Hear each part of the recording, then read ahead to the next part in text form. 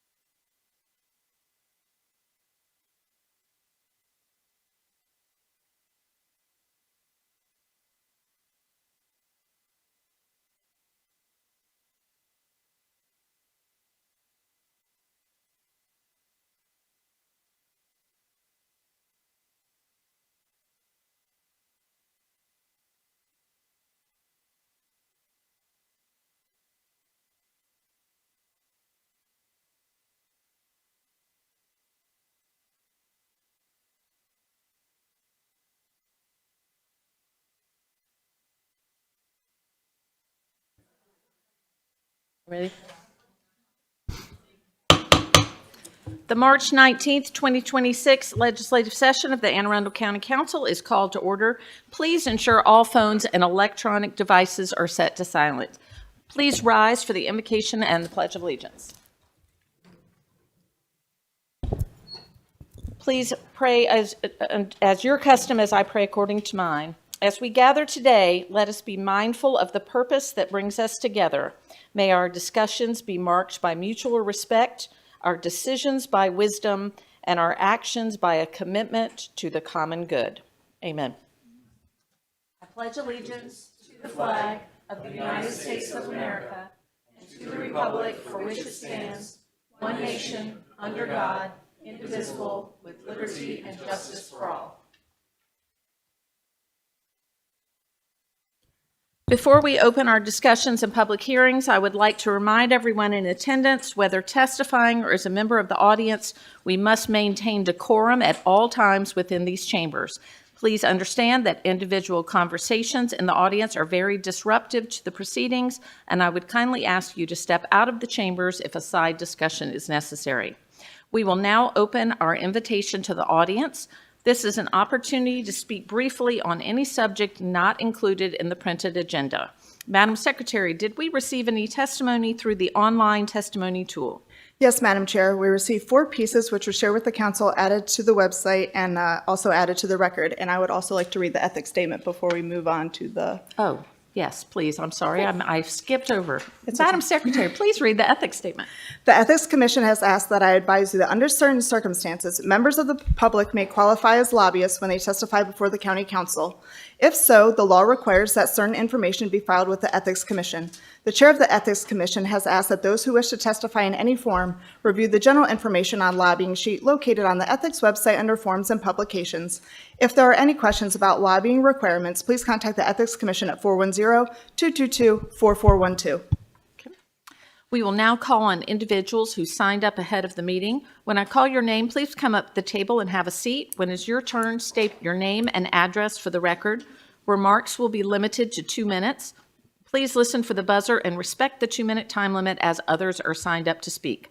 If you have more than 2 minutes to share, I'm going to ask you to submit your additional thoughts using our online testimony tool.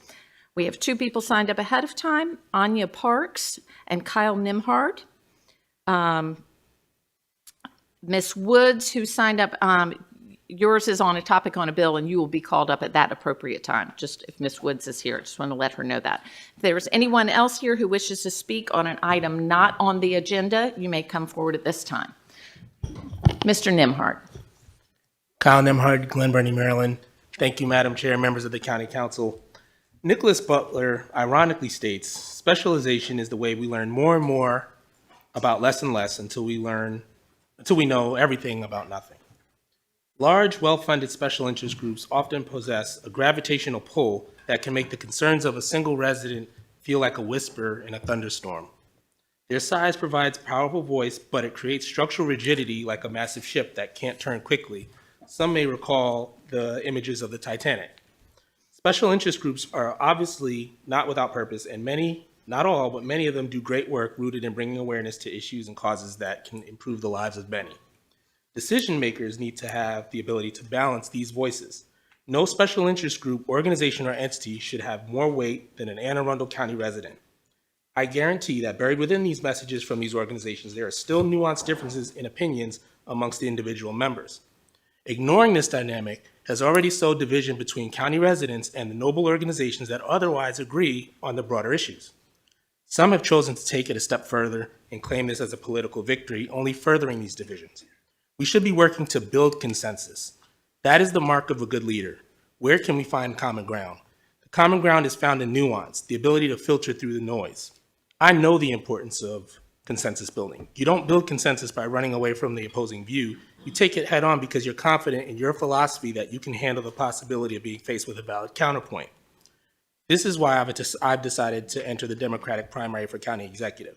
Over the last 2 years, I've witnessed multiple missed opportunities for consensus building when drafting legislation, and even more missed opportunities when valid shortcomings are brought to light. When one side appears to get everything at once, the people of Anne Arundel County lose out, while private developers continue to avoid accountability and rake in additional millions in profits. Thank you, Madam Chair. Thank you, sir. Ms. Fox. Good evening. I'm Kate Fox. I'm chair of the GAN Legislative Committee. I live in Davidsonville. Tonight, I want to share with you the sad news that our esteemed board member, Pat Hucker, passed away Monday night. Oh. Over the past year, she was deeply focused on the traffic, density, land use, and zoning matters on Route 3, and I'm sure that you have received emails from her regarding traffic and development along the Route 3 corridor in Crofton and Gambrels. Pat was a longtime citizen advocate and a very effective one at that. She was schools advocate and served on the county school board. She was appointed to several community committees over the years, including the Plan 2040 Citizens Advisory Group, because she was known to be smart, prepared, well-informed, and filled with common sense. The GAN board could rely on Pat to dig into complicated and gnarly issues, and even legal ones, researching for days and weeks, even getting into the state law library for esoteric topics such as land use, text amendments, and planning commissions. The work that we are doing now on reconstituting the PAB to review land and use legislation is all based on months and months of dog research and analysis that Pat did over the past 2 years. Her daughter shared with us that she injured her ankle in January and then had 2 strokes in February. And while she was in the hospital, the doctors determined that she had stage 4 pancreatic cancer. Wham! Out of the hospital, she remained at her daughter's home until she passed. GAN will miss Pat greatly, and I think we all owe her a huge thank you for her hard work for the county. Ms. Fox, thank you for letting us know that. I can say, going back to my days on the school board, I heard from Pat regularly. It was always very informed, and even when we disagreed, we could have a good discussion, and she was a powerful advocate for many interests, so I'm sorry to hear of her passing. So, Mr. Higgins. Paul Higgins, Pasadena, Maryland. I just want to take a moment to come up here and thank every one of you. The manner in which you addressed the North County issue in the last work session, for the first time appeared that we had a council that was somewhat unified and looking out for the citizens that elected them. Don't let that moment slip away. Don't overlook that as a one-off process. These processes are out there. If we fix the processes, the issues will take care of themselves.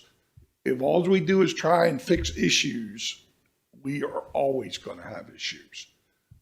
I was a little appalled. I want to end by saying, first I was shocked to see the county executive sitting right here at this chair, but I also was shocked when he got up and left this meeting. There is nothing going on in this county more important than what was going on that day. I think the Department of Public Works Director did an excellent job of stepping up and explaining what she could, okay? But she did it without the support of her boss. If you want to know where the arrogance is coming from with your constituents who constantly call you and tell you about problems, as the gentleman to my left talked about leadership, it starts with the leadership. And it would have been so much more powerful if we would have sat here, executive council, and talked through that thing holistically. So to the council, thank you. Thank you for being our rep. Thank you, Mr. Higgins. Yes, sir. My name is Steve Clark. I live on Dales Way Drive in Pasadena, and I'm here to speak out in opposition to a proposed dispensary at the old Maryland Monogram site at 91 Ritchie Highway. My house is within 1,000 feet of that dispensary. My grandchildren also live on Dales Way Drive, and I'm concerned about the safety and welfare of that. That center, proposed center, is within feet of a child care center, and I'm just asking this council to make sure that you look at all the regulations before anything is approved for that dispensary, because I think it does not comply with the current regulations. Thank you. Thank you, sir. Yes, sir.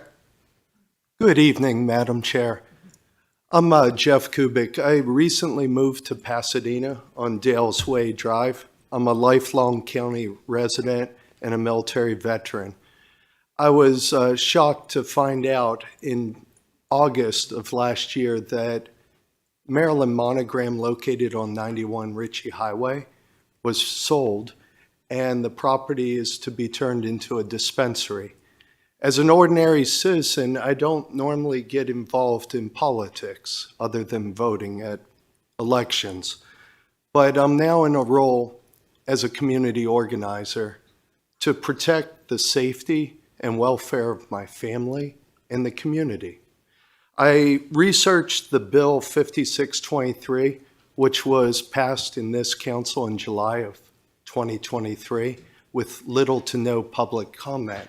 And for those of you that aren't familiar with that bill, I educated myself over the course of the last few months to discover that in Bill 5623, all restrictions were removed from cannabis dispensaries in Anne Arundel County for property that was zoned commercial. Consequently, we have a dispensary that is moving right in my backyard. I share 200 feet of property line with the dispensary. The Pasadena United Methodist Church is within 250 feet of the dispensary. There is the Severna Park Presbyterian Church across Ritchie Highway, less than 200 feet from the dispensary. There's several preschool programs, and there's also a drug rehabilitation program that's hosted at the Pasadena United Methodist Church. I've tried to work through my local elected representative, Councilman Volke, And I've also reached out to the Maryland Cannabis Administration. Thank you for your time. Thank you, sir. Yes, ma'am. Hi, I'm Jennifer Jackson. Am from Pasadena. I'm here about the same issue. I actually came before council several times last year, I believe it was, when rezoning was up, and I asked for an amendment about this property specifically because I was concerned about the commercial upgrade and also the overlay option for high-density homes. I came here saying I was very concerned about the impact it would have to my neighbors in the back of the neighborhood. I was assured by Mr. Volke that he had talked with Maryland Monogram and they were established in the community and going to be there. And then sure enough, the zoning was allowed to go through, no amendment was put up, and immediately he put the property up for sale. I am actually pro-dispensary. I am pro-dispensary when it follows the rules. It's a drug. It helps people, but it can still be dangerous. There are rules for a reason, and the county needs to get in compliance with state regulation. My understanding is 5623 does not meet those standards. The way my neighbor found out about this was the very rude owner coming to him. So there's already bad blood, I feel like, from this person who does not respect our community. So we need some help here. This should have never happened. And we really would appreciate if we can get some support. There's a lot of kids in that area. I think generally dispensaries are fine. The traffic, the impact to the kids, the community members, the people who live butting right up to this property. I understand he's asking for 60 parking spaces, a commercial kitchen. That gives me pause about, is he trying to manufacture edibles? Are we looking at future cannabis cafe? It's not the right spot for this. It belongs somewhere, but not there. Thank you, ma'am. Is there anyone else who wishes to speak on an item not on today's agenda?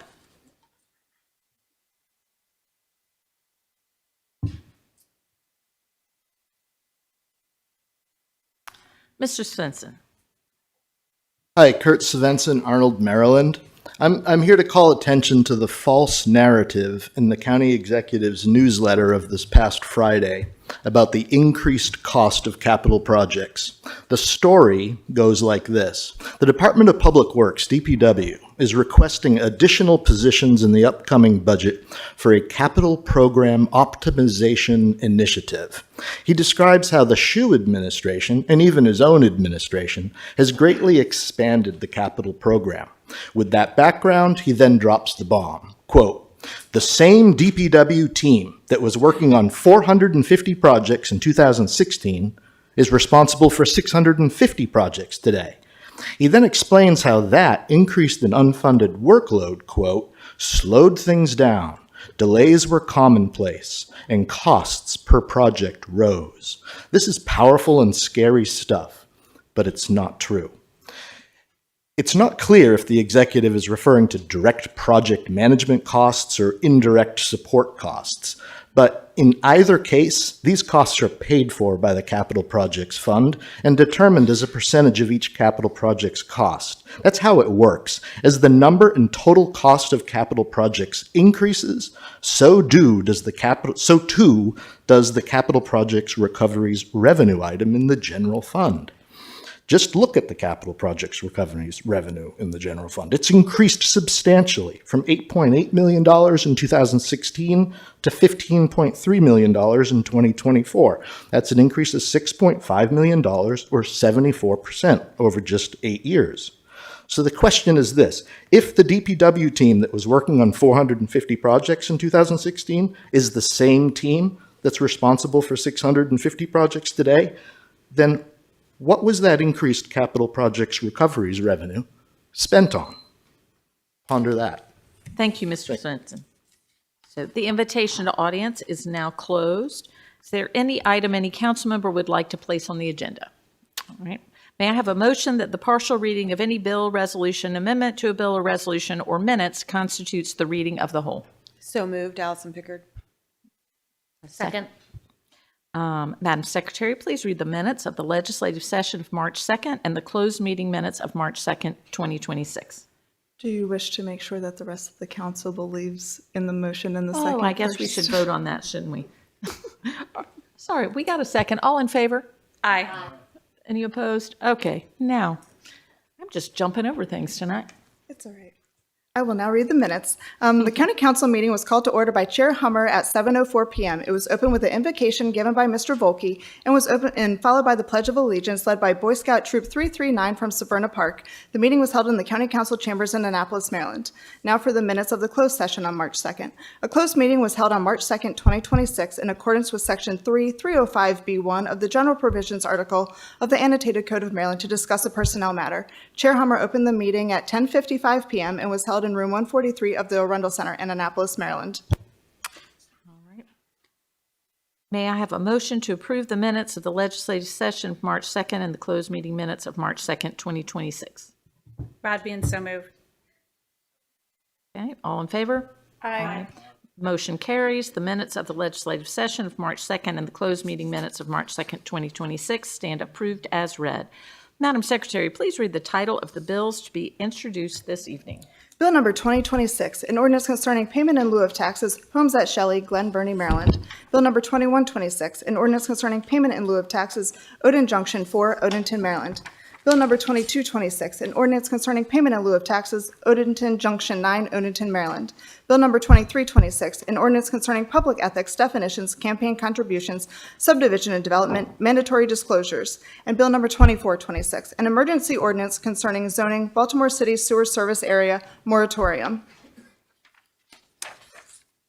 Madam Secretary, please read the list titles of the resolutions to be introduced this evening. We will not be introducing any resolutions this evening. Okay. Madam Secretary, please read the title of Bill number 1226. Bill number 1226, an ordinance concerning capital budget and program, Board of Education security-related upgrades and upgrade various schools' capital projects, supplementary appropriations.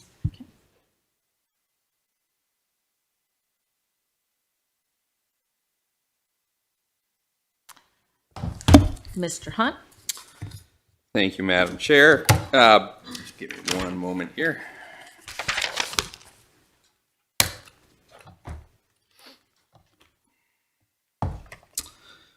Ethan Hunt for the administration. Joining me at the table is Jeff Hagan, the Executive Director of Facilities for Anne Arundel County Public Schools, and Lori Blair Klossmeyer, Deputy County Attorney. Bill 1226 was discussed at the work session last week. It's introduced at the request of the administration on behalf of the Budget Office in the Anne Arundel County Public Schools and proposes amendments to the capital budget and program for fiscal year 2026. Appropriations necessary as a result of an additional $1,229,600 from sources anticipated in the budget but in excess of estimates, or from sources not anticipated in the budget for the current fiscal year. It includes from the Maryland Center for School Safety a facility mapping grant in the amount of $245,743. School Safety Grant Program provided an additional $744,984 for a secure vestibule at Severna Park Elementary, and $238,873 in additional miscellaneous funds from contractor recoveries, donations, and school payments. Of that amount, $23,373 is for the marquee sign at Arundel High School, $50,000 is for the Indian Creek Marsh Boardwalk Rebuild Project at Arlington Echo Outdoor Education Center, and $165,500 is for gymnasium upgrades at Central Middle School. And it was approved by the Planning Advisory Board on January 28th, 2026. Happy to answer any questions. Okay. Is there any discussion? Yes, ma'am. Just welcome, Mr. Hagan. You're brand new on the job, I believe. Thank you. Yeah. So, all right, we will now open the public hearing on Bill number 1226. Madam Secretary, did we receive any testimony through the online testimony tool? No, Madam Chair, we did not. Okay, no one signed up ahead of time. Is there anyone here who wishes to speak on Bill number 1226? Seeing no movement, the public hearing on Bill number 1226 is now closed. Madam Secretary, please read the title of Bill number 1226. Bill number 1226, an ordinance concerning capital budget and program, Board of Education security-related upgrades and upgrade various school capital projects, supplementary appropriations. Okay. Madam, any further discussion?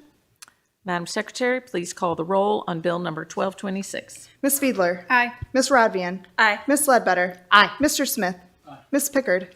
Mr. Volke. And Ms. Hummer. Aye. 7 in the affirmative, none in the negative. Bill number 1226 is passed. All right, thank you very much. Madam Secretary, please read the title of Bill number 9825 as amended. Bill number 9825, an ordinance concerning public works, traffic, zoning, signs. Okay. Mr. Hunt? Thank you, Madam Chair. Ethan Hunt for the administration. With me, I have Lynn Miller, our Assistant Planning and Zoning Officer, Kelly Kenny, our Supervising County Attorney. Bill 9825 is the culmination of a work group that worked for several months to revise the county's sign ordinance to address First Amendment issues and issues arising out of a Supreme Court case. So we're happy to answer any questions. All right. Is there any discussion?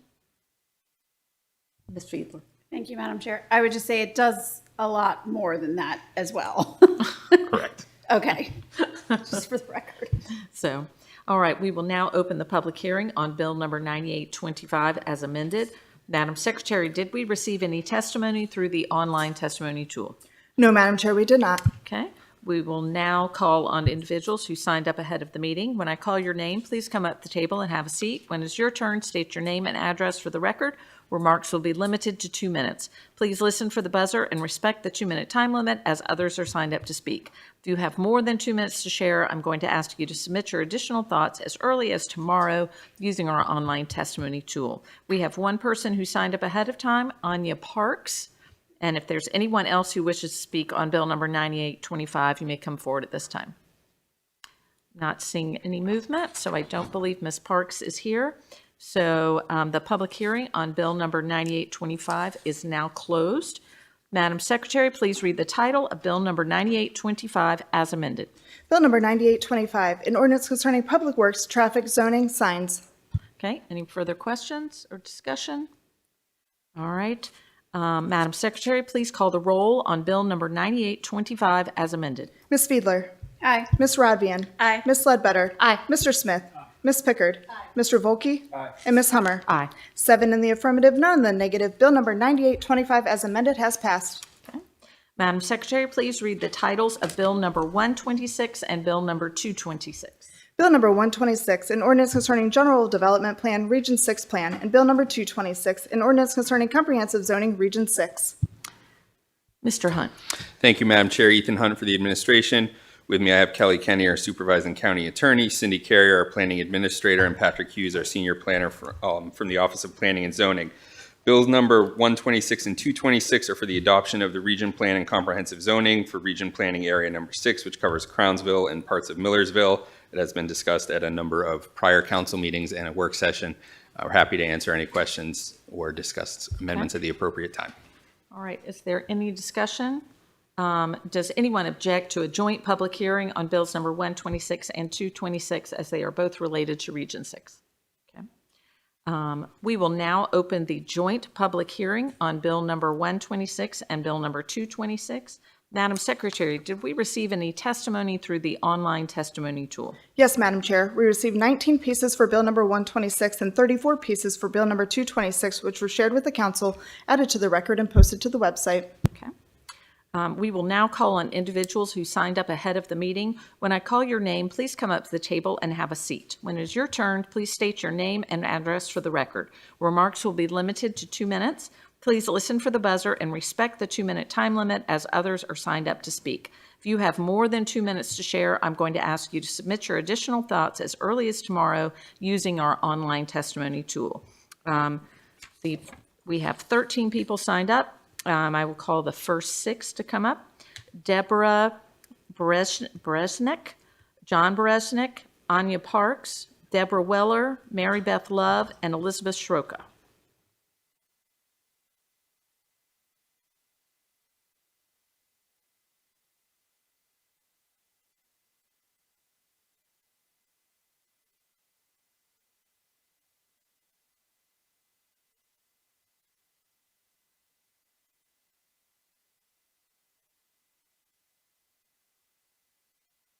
You can go ahead. Good evening, council members. Thank you for my ADA request accommodation for a little more time to finish my statement. As you probably all know, I have lung issues, so I need some extra time to breathe. Thank you. And my name is Deborah Unitas Bresnack, and I worked for the Maryland Judiciary at the administrative office of the courts here in Annapolis for 39 years in many different capacities. I live in Indian Landing Estates in Millersville and have been a resident for 48 years. I'm a board member of the Indian Landing Community Association. Our community deeply appreciates the time and effort Lisa Rodvin devoted to working with us, learning about the issues, and listening to our perspectives. By definition, a legislator is an elected official who creates, debates, listens to testimony, and votes on bills or laws. His or her primary duty is to represent constituent interests. I am here to support the amendment by Lisa Rodman to restore the vote, making parcel 357 located at Millersville Road, Maryland Route 3 to RLD. These are the facts already testified to and documented. The Jabez Creek is in danger. It needs more protection from environmental threats. According to a public information request I submitted to the Maryland State Police, there were 4 fatalities and 399 incidents of injury, property damage in 2024 on Route 3 North and South. In 2025, there were 3 fatalities and 528 total accidents on Route 3. Yes, I did say 528 vehicle accidents in just 12 months. Testimony was presented that our community depends on well water and septic systems to live. Commercial construction threatens the water supply. Anne Arundel County has no plans to bring water or wastewater collection to our area. Crofton has public water. Severna Park has public water. It is ironic that the county executive issued a moratorium on March 13th on wastewater allocation for future development, northwest and a little bit south of BWI. What is a little bit? Are we a little bit? Gee whiz, now we don't have to worry about giving up our great septic systems. Seriously, we need to address the infrastructure before we stampede to build. Our state is in a drought, according to the National Integrated Drought Information Systems, NIDIS. Recent statistics show that we are in the highest drought cycle since 1895. The long-term drought index shows Maryland's drought conditions are getting worse. During our drought several years ago, one Indian Landing Estates resident had to pay for the expensive drilling for a new well because hers ran dry. Commercial construction threatens our water supply. Millersville Road is a county road, not a state road. It has 2 lanes. The Board of Public Works said that Millersville Road and Route 3 are both state roads. They are not. People have homes on Millersville Road. Millersville Elementary School is on Millersville Road. The new Millersville Park, also on Millersville Road, is under construction right now. Ball fields, tennis courts, pickleball courts, and a new dog park will cause more traffic on this road. Now the plot thickens. First, in February, the council voted yes on the amendment to maintain RLD for parcel 357. All the members voted. Then on March 2nd. Thank you, ma'am. That was with extra time. So we Okay, do have well, to- I thank still, you. it's an ADA accommodation, which It I is. asked for some extra time. And, So- and we did, and it was double the time that others are given. I wish I would have known that before I started to testify. I'm sorry. I request that I respectfully finish my 1 page because I really am having breathing issues. And you don't want me to stop breathing here. May I request a little extra time? Yes, ma'am, go Thank you ahead. very much. Then on March 1st, now the plot thickens. First in February, the county council votes yes on the amendment to maintain RLD for parcel 357. All of the members voted. Then on March 2nd, Mr. Volk convinced the council to change the vote to C3 commercial. He mentioned that a quote, unnamed stakeholder had an interest or concern or new information. Councilwoman Fiedler also mentioned mysterious unnamed stakeholders. As the Sundance Kid said to Butch Cassidy in the movie, who are those guys? There was no public notification of this amendment and no testimony from the mystery person or persons. It It was later learned that this mystery person was Steve Hyatt, a lawyer from a Baltimore City law firm that specializes in land use, zoning, lobbying, and real estate. What are his interests? Does this sound fishy to you? This week, we learned that one council member took a campaign contribution at her law firm from Steve Hyatt's law firm. Since when do the interests of a commercial property owner or owners take precedent over residents and voters? These parties knew the zoning on the land when they bought it, and now they want it rezoned to their interest. Over the years, residents and voters in Millersville have done their research, supplied data, documented and testified parcel 357 remain RLD. It is not a number to residents. Millersville Road is a historical road in the county used by Native Indians, farmers, and colonists at one time. It has been ignored and neglected. Our residential community is being consumed by big business, big money, and commercialization.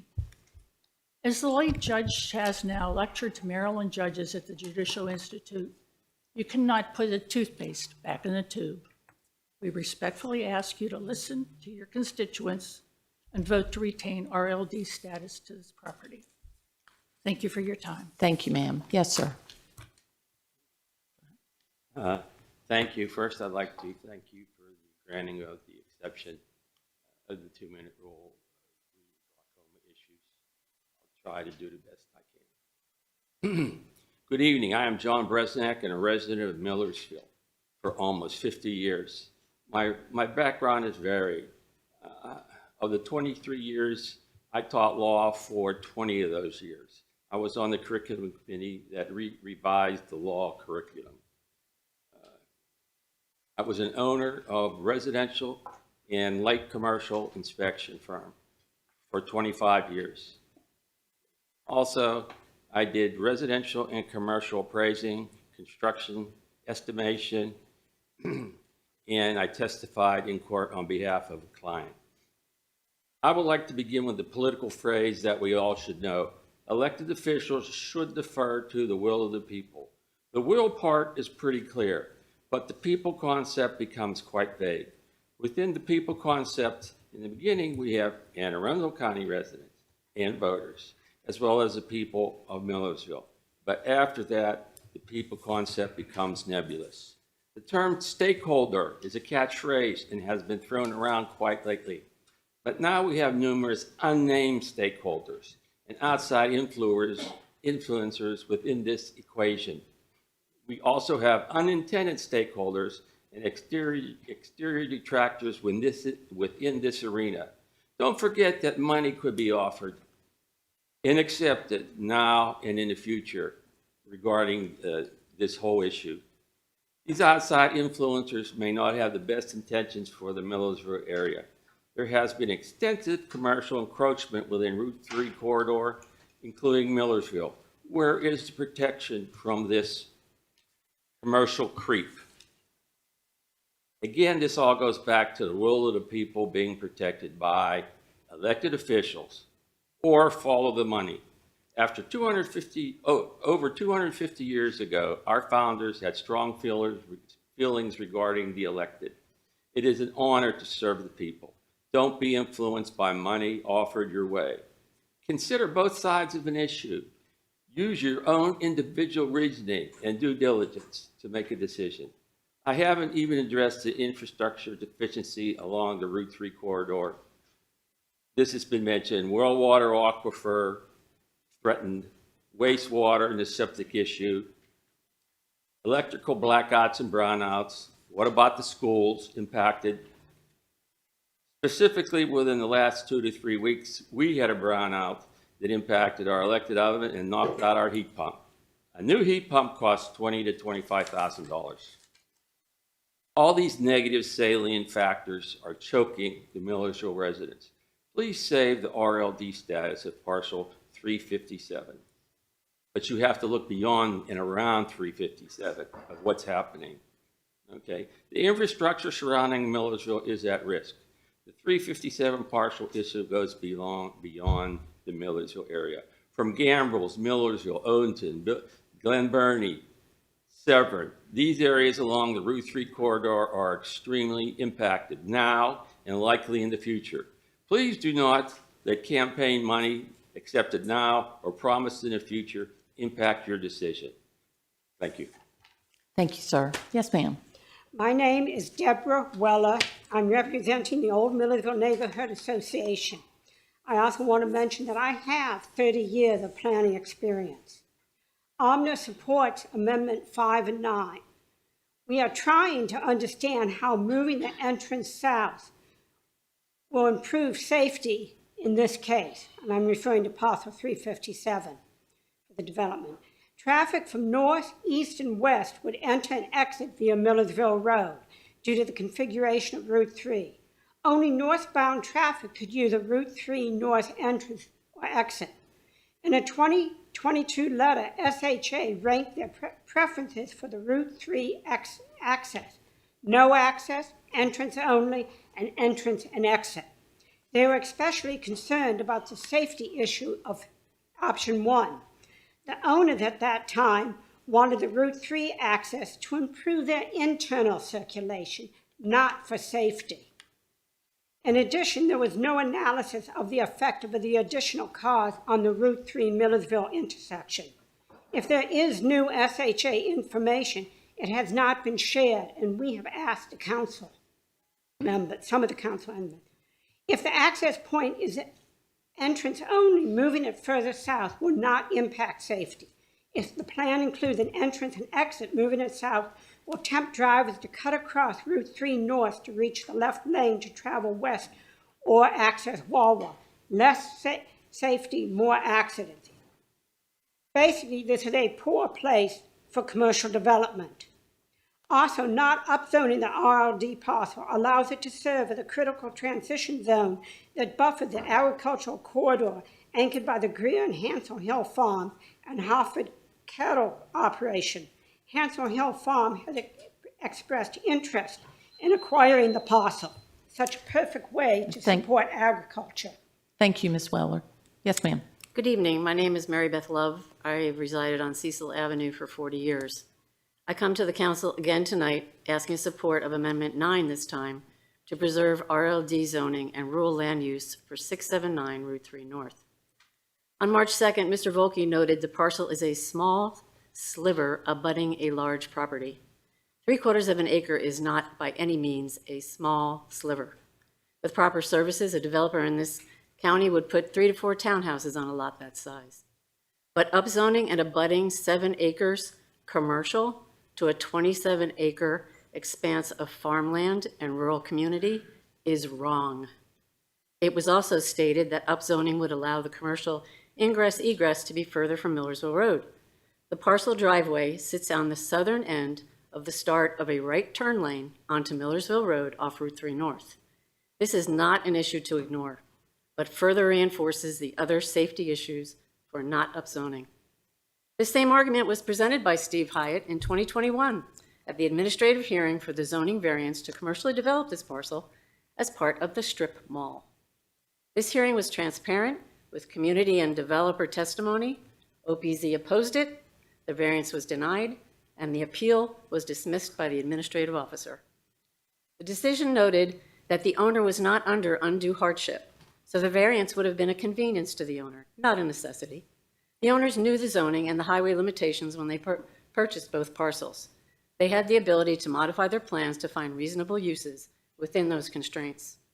If you're a developer attempting a simple justification for upzoning, this story to move Route 3 entrance sounds good. It is not. If you are an elected legislator responsible for representing your constituency, you need to consider all elements of land use, community development, and environmental protection, and respect your fellow legislative officers. Thank you, Ms. Love. Yes, ma'am. Good evening. My name is Libby Sroka, and I've lived in Millersville for 68 years. So I support the amendment to preserve RLD zoning for the parcel near Route 3 and Millersville Road. Upzoning this parcel to C2 serves no one but the developer. Your constituents are crying for relief in this area, relief from traffic, relief from overdevelopment. We need increased safety at this intersection and preservation of the Jabez stream.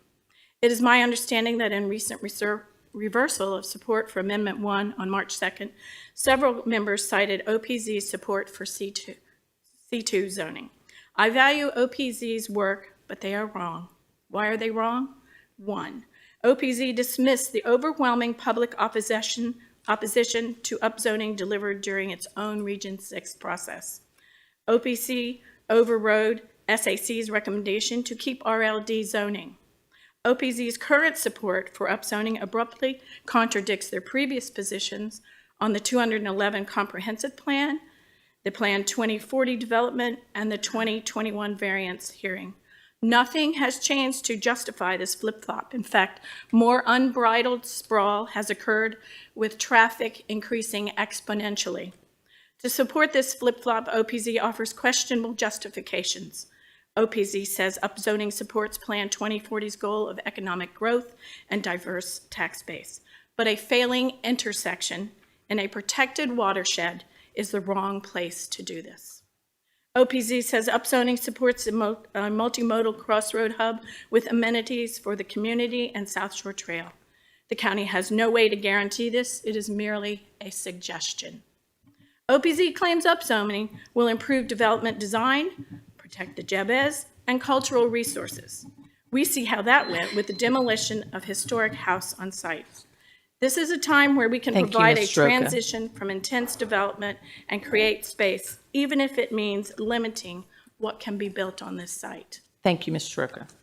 So next we have Claudia O'Keefe, Andy Plattner, Don Weller, James Thomas, Trish Lilac, and Joe Devlin.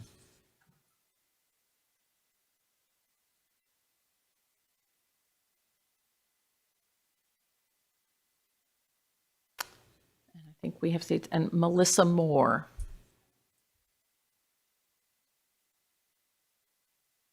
And if there's anyone else here who wishes to speak on bills number 126 or 226, you may also come up at this time if you didn't sign up ahead of time but would like to speak. Yes, sir, you can go ahead. Yes. Good evening. My name is Andy Plattner. My wife Linda and I have lived on Millersville Road for more than 34 years. I've lived in the county since I got out of the military in 1972. I thank you for your service on the council. This is not an easy time to be an elected official or a public servant. I do not see any merits to this project, none. It will make gridlock on Route 3 worse and a failing intersection even more dangerous. But I'd like to speak to the process the council has used the last couple of weeks, because this is what fuels increased distrust in government, and that's a shame. I don't want to insinuate that there has been anything illegal done by Millersville Partners, which won't even tell us the name of their owners. They smartly hired a prominent legal firm that will not give up until they win. That is what developers do. They spend the money they need to win. Their job is to develop properties, not to improve the community. On March 2nd, 4 of you chose to change your votes, to ignore member Rodvian's efforts, who represents our community. You changed your votes, you sided with the developers without notice to the community. All 4 of you have taken substantial campaign contributions from the law firm that represents the property owners. None of you acknowledged those donations from Hyatt and Weber before you changed your votes. You regularly talk about balancing the property rights of owners with the concerns of citizens.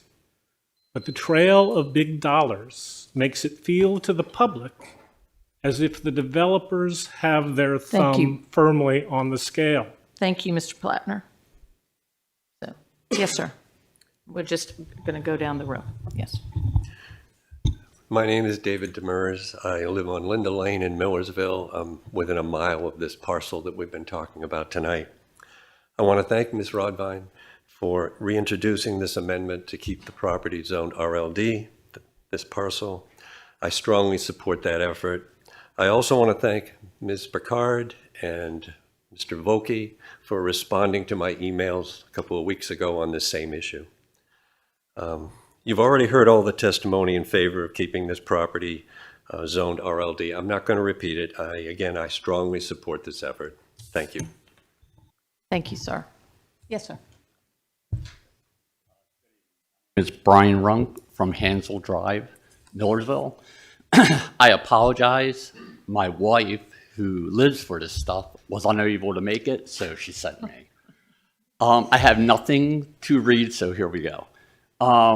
We own a small farm on Hansel Drive, which is located actually touching the parcel in question. I just want to say I am not against development. It's progress, we need it, but we need a balance.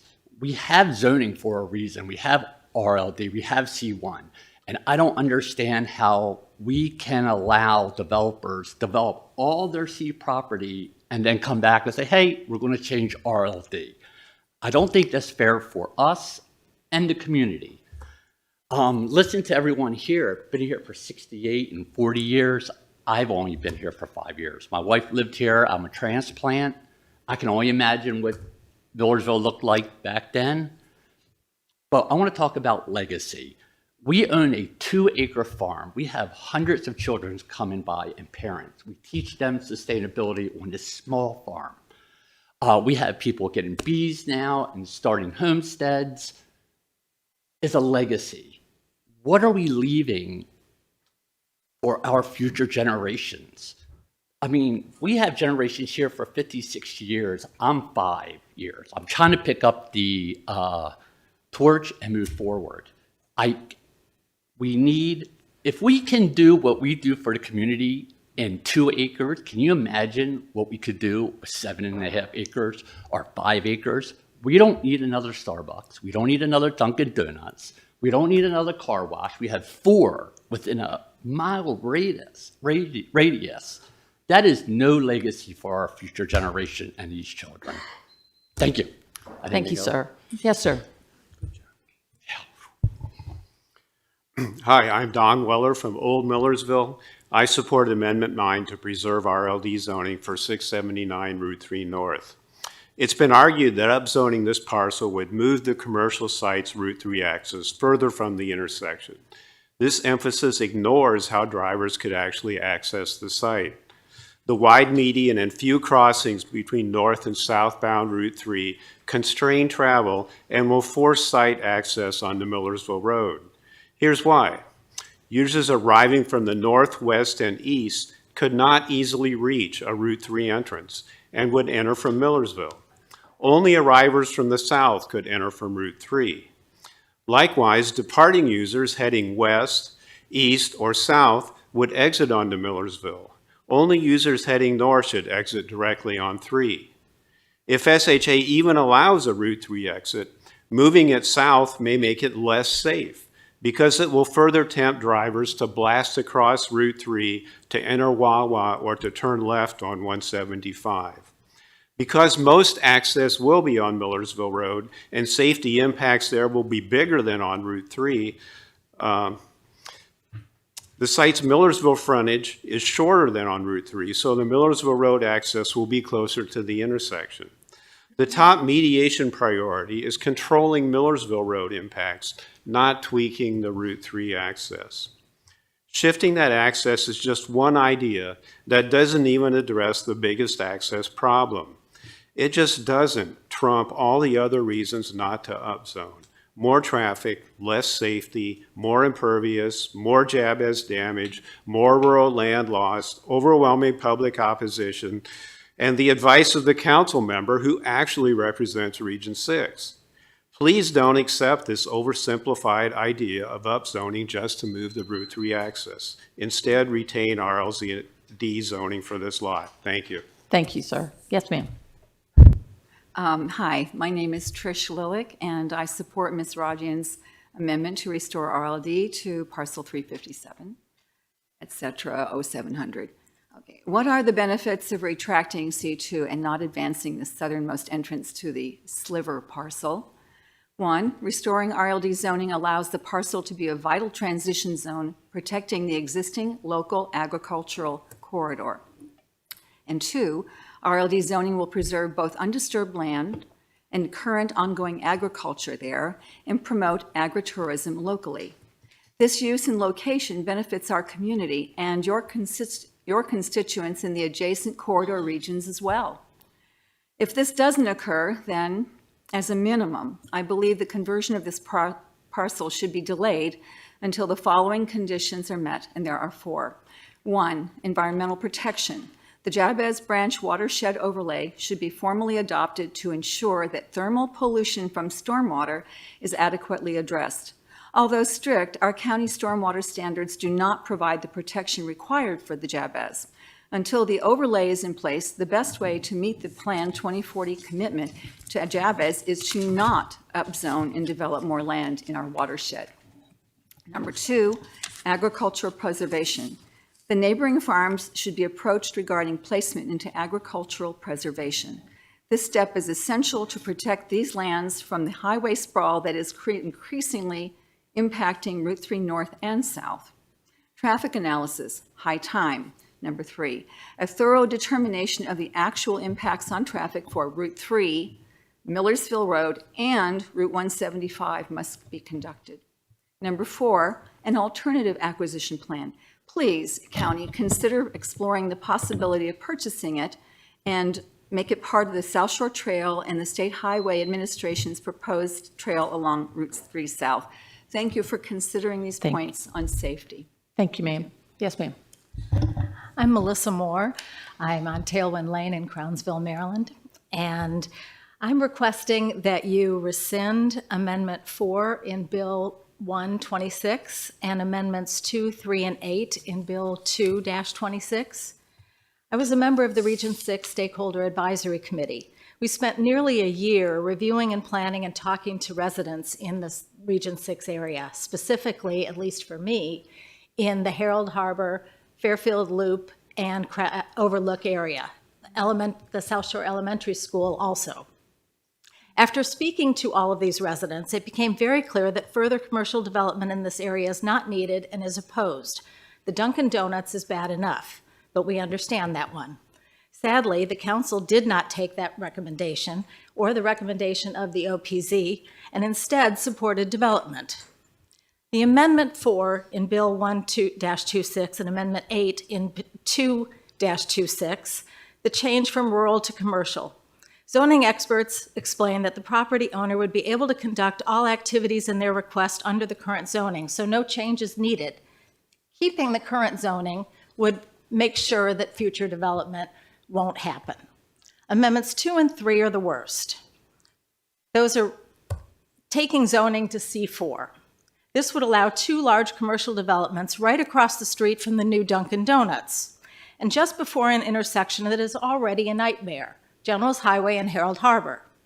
And most of all, please think of the children and families we will be attracting to this very area with already approved parks and trails. This is a disaster waiting to happen. In the next few years, this very small section of this historic highway will already have the addition of Dunkin', South Shore Park, South Shore Trail, and traffic from the lane construction on I-97. It cannot handle more commercial development. Give me 10 seconds. At the very least, please wait until we see the impact these already approved changes will have before you add more. Thank you very much. Is there anyone else who wishes to speak on bills number 126 or 226?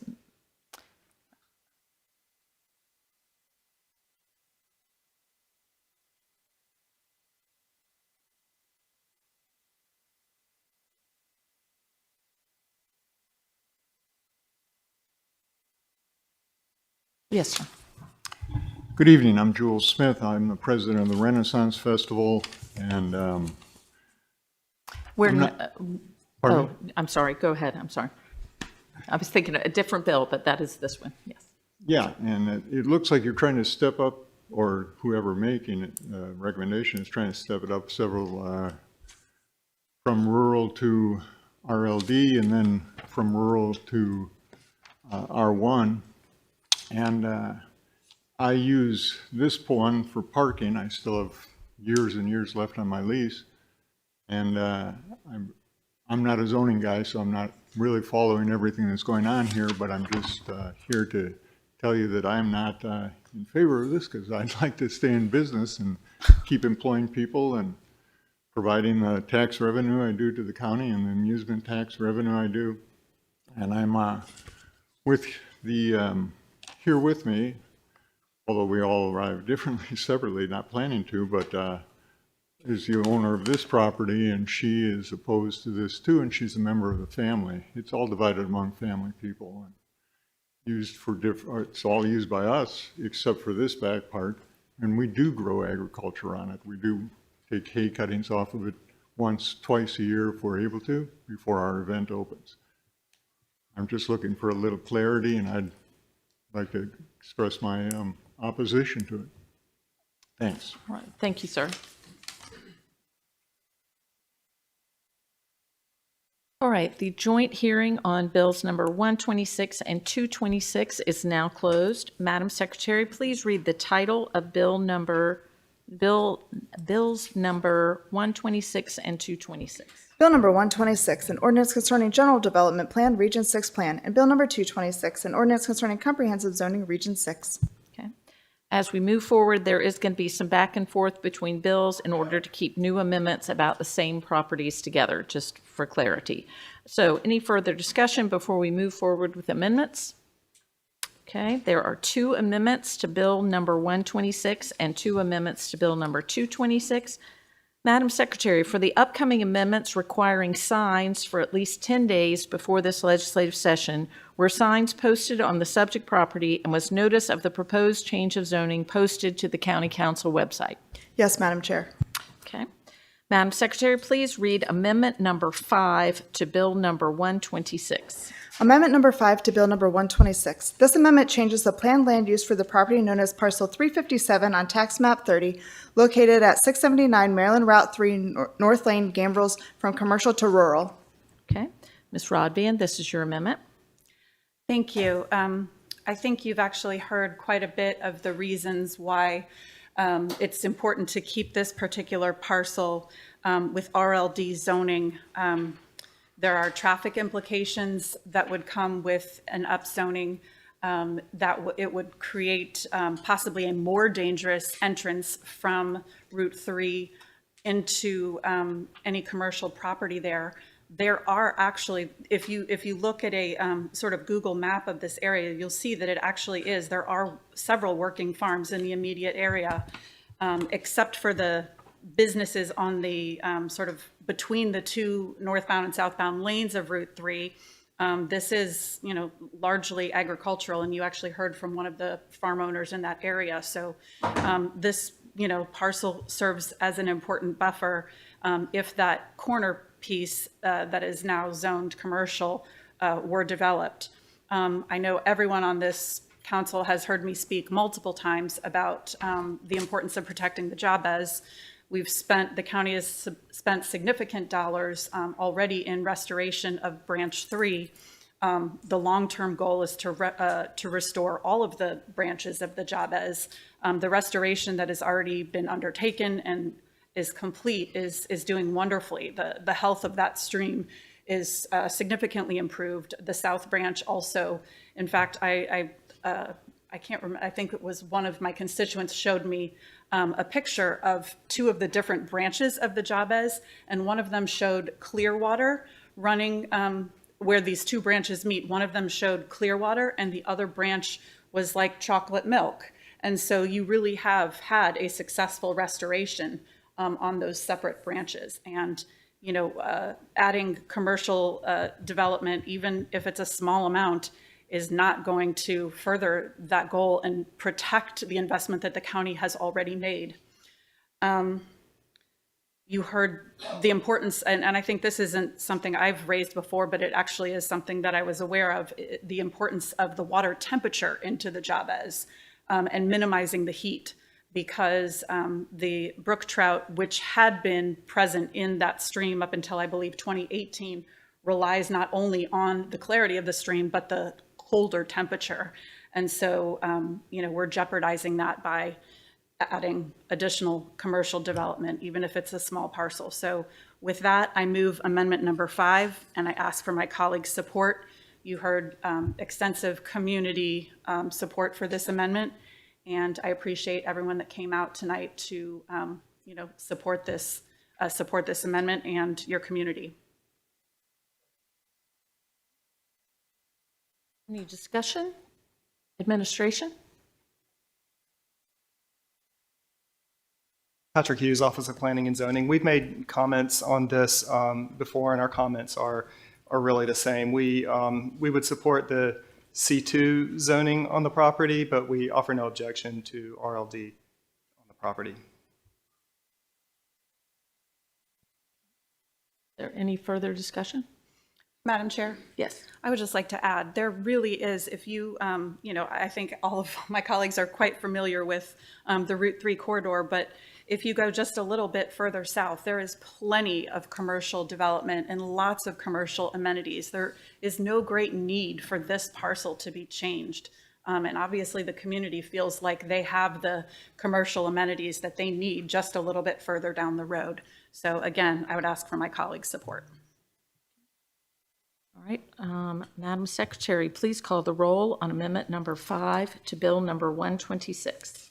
Ms. Fiedler. Nay. Ms. Rodvian. Aye. Ms. Ledbetter. Nay. Mr. Smith. Ms. Pickard. Mr. Volkey. Nay. And Ms. Hummer. Nay. 2 in the affirmative, 5 in the negative. Amendment number 5 has been defeated. Madam Secretary, please read amendment number 9 to bill number 226. Amendment number 9 to bill number 226. This amendment changes the zoning of the property known as parcel 357 on tax map 30 located at 679 Maryland Route 3 North Lane Gambrels from C2 commercial office to RLD residential low density. Ms. Rodvian? I'm going to go ahead and move the amendment because even if the land use is a mismatch, this would still offer what I think is the best zoning for this parcel. And I move the amendment with all of the same arguments that I just made, as well as the many, many community members that you heard from tonight and in your emails. I move the amendment. Is there any discussion? Administration? All right, Madam Secretary, please call the roll on amendment number 9 to bill number 226. Ms. Fiedler. Nay. Ms. Rodvian. Aye. Ms. Ledbetter. Nay. Mr. Smith. Ms. Pickard. Mr. Volkey. Nay. And Ms. Hummer. Nay. 2 in the affirmative, 5 in the negative. Amendment number 9 to bill number 226 has been defeated. Madam Secretary, please read amendment number 6 to bill number 126. Amendment number 6 to bill number 126. This amendment changes the planned land use for the property known as parcels 83 and 96 on tax map 44, located at no number and no number Crownsville Road, Annapolis, from rural to low density residential. Mr. Volkey, this is your amendment. Thank you. This does exactly what they just said. As you heard the gentleman from the Renaissance Festival mention, this is currently part of the property being used as a parking lot for the Renaissance Festival. The other portion, the back part, is partially cleared, and as he mentioned, there may be some farming on there, but I'm not aware of, having talked to the property owners, I'm not aware of any significant farming that's done back there. That said, this is a request from the property owner to rezone this property. So with that, move the amendment. Second. Is there any discussion? Administration. Patrick Hughes, Office of Planning and Zoning. OPZ strongly opposes this change to R1 for all of the same reasons that we gave at the March 2nd council meeting for the zoning change on Honeysuckle Lane. I'm not going to restate all of that position, but I will highlight this property is over 101 acres. The planned land use would need to change to low density residential, and just looking at the gross density going from 1 dwelling unit per 20 acres to 1 dwelling unit per 1 acre. This would be a change that allows going from 5 dwelling units to 101 units total in the middle of Crownsville. OPZ, the SAC, and the PAB, we all supported maintaining the existing RA zoning That's consistent with the rural development policy area that was adopted with Plan 2040. The property is in the rural sewer service area and the no public sewer service category. That makes the change inconsistent with the goals to protect surface water quality and inconsistent with the state's growth tier law. And the current residential zoning in Region 6 was shown through our holding capacity analysis to be adequate for the forecasted growth in the region. So we just feel like this is not the right area in the county for such a significant increase in housing units, and so we offer our strong opposition to this amendment. Any other discussion? Ms. Rabia. Thank you. I would just ask that my colleagues just take a minute and open up Google Maps and type in Maryland Renaissance Festival and open up to the satellite view. If we were to upzone here, we would be creating the absolute worst kind of sprawl, which is the sprawl that we need to stop. This council has been focused on transit-oriented development. This is the opposite of transit-oriented development. It's putting what could be a very significantly sized number of homes in an area that is actually, like, the immediate area is has very little development. Now, there are the 9 weekends a year where that area has the Maryland Renaissance Festival, but part of the charm of the Maryland Renaissance Festival is the fact that it is not right in the middle of a suburb. I will also admit that there are traffic concerns that come here, and adding a significant development also adds to those traffic concerns. And so I think it's not wise to be taking taking these parcels and upzoning by that nature. Plus, we don't know exactly what impact this change could have on the Renaissance Festival, which is one of the biggest economic drivers in District 6 and probably in the whole county. I employ tons and tons of local people, people that come back year after year after year to as performers, as artisans, as craftsmen.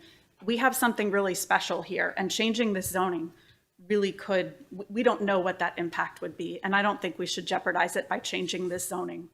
If you did manage to get that map open, look a little bit to the south and to the east, and you will see that in District 6, we actually have an area that we have designated for high density, and it is the Parole Town Center area, where we worked on revising and updating the master plan. And it is at the center where all of these highways come together. It has the Truman Park and Ride. It has a lot of amenities that make it appropriate for significant development. This piece right next to the Renaissance Festival on Crownsville Road does not have any of that. And so I ask my colleagues to please reject this amendment. Further comment?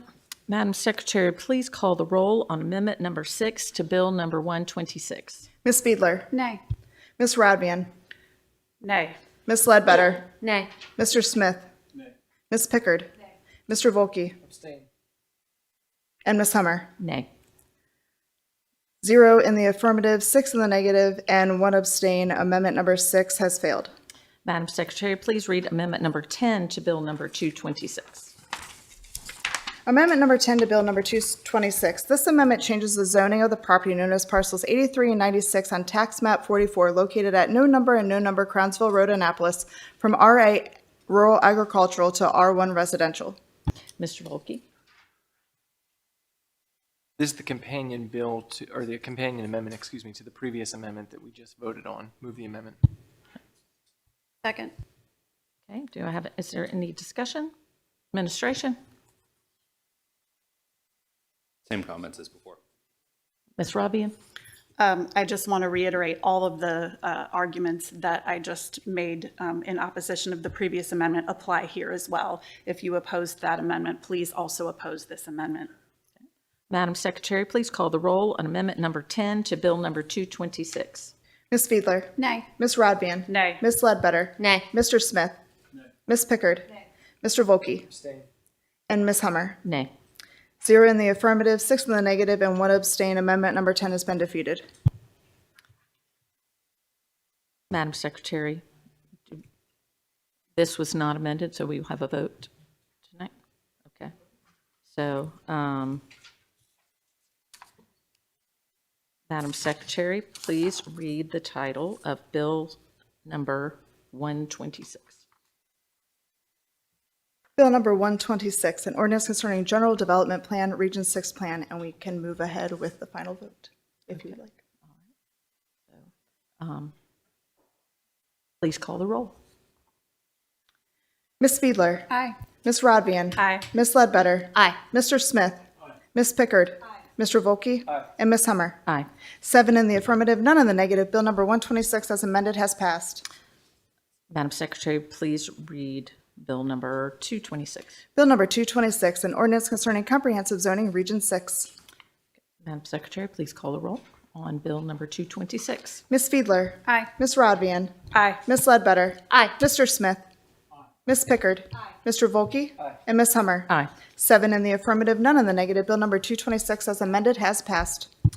Madam Secretary, please read the titles of Bill number 326 as amended and Bill number 426 as amended. Bill number 326, an ordinance concerning General Development Plan, Region 8 Plan, and Bill number 426, an ordinance concerning comprehensive zoning, Region 8. Okay. Mr. Hunt? Thank you, Madam Chair. Ethan Hunt for the administration. Joining me at the table are Kelly Kenny, our supervising county attorney, Cindy Carrier, our planning administrator, and Eric Ketterling, our senior planner for the Office of Planning and Zoning for Region 8. Bills number 326 and 426 are for the adoption of the region plan and comprehensive zoning of region planning area number 8, which covers Davidsonville, Harwood, Lothian, Owensville, Owings, Wason's Corner, and parts of Friendship and Edgewater. Okay. Do any council members object to a joint public hearing on bills number 326 and 426, which are both related to Region 8? Okay. We will now open the joint public hearing on bill number 326 and bill number 426. Madam Secretary, did we receive any testimony through the online testimony tool? Yes, Madam Chair. While we didn't receive any pieces for bill number 326, we did receive 17 pieces for bill number 426, which were shared with the council, added to the record, and posted to the website. Okay. We will now call on individuals who signed up ahead of the meeting. When I call your name, Madam please. Chair? Oh, yes. Moment of discussion? Yes. Just briefly. I'm sorry. Thank you. I just wanted to mention, because I know some of you in the room tonight may be here as a result of an amendment that was originally published for 2404 Jennyville Road, and I wanted to just share that I will not be moving that amendment forward. So just make sure everyone's on the same page. All right. We will now call on individuals who signed up ahead of the meeting. When I call your name, please come up to the table and have a seat. When it is your turn, state your name and address for the record. Remarks will be limited to 2 minutes. Please listen for the buzzer and respect the 2-minute time limit as others are signed up to speak. If you have more than 2 minutes to share, I'm going to ask you to submit your additional thoughts as early as tomorrow using our online testimony tool. Neil Segel, Lenora Richburg, Bill Howe, Candace Van Eiderstein, Martha Woods, Lynn Levitt, and Bob Levitt. You can come on up, and if there's anyone else here who wishes to speak on bills number 326 or 426, you may also come up at this time. Then you can still speak if you want to, but that minimum is being withdrawn, so. Pardon?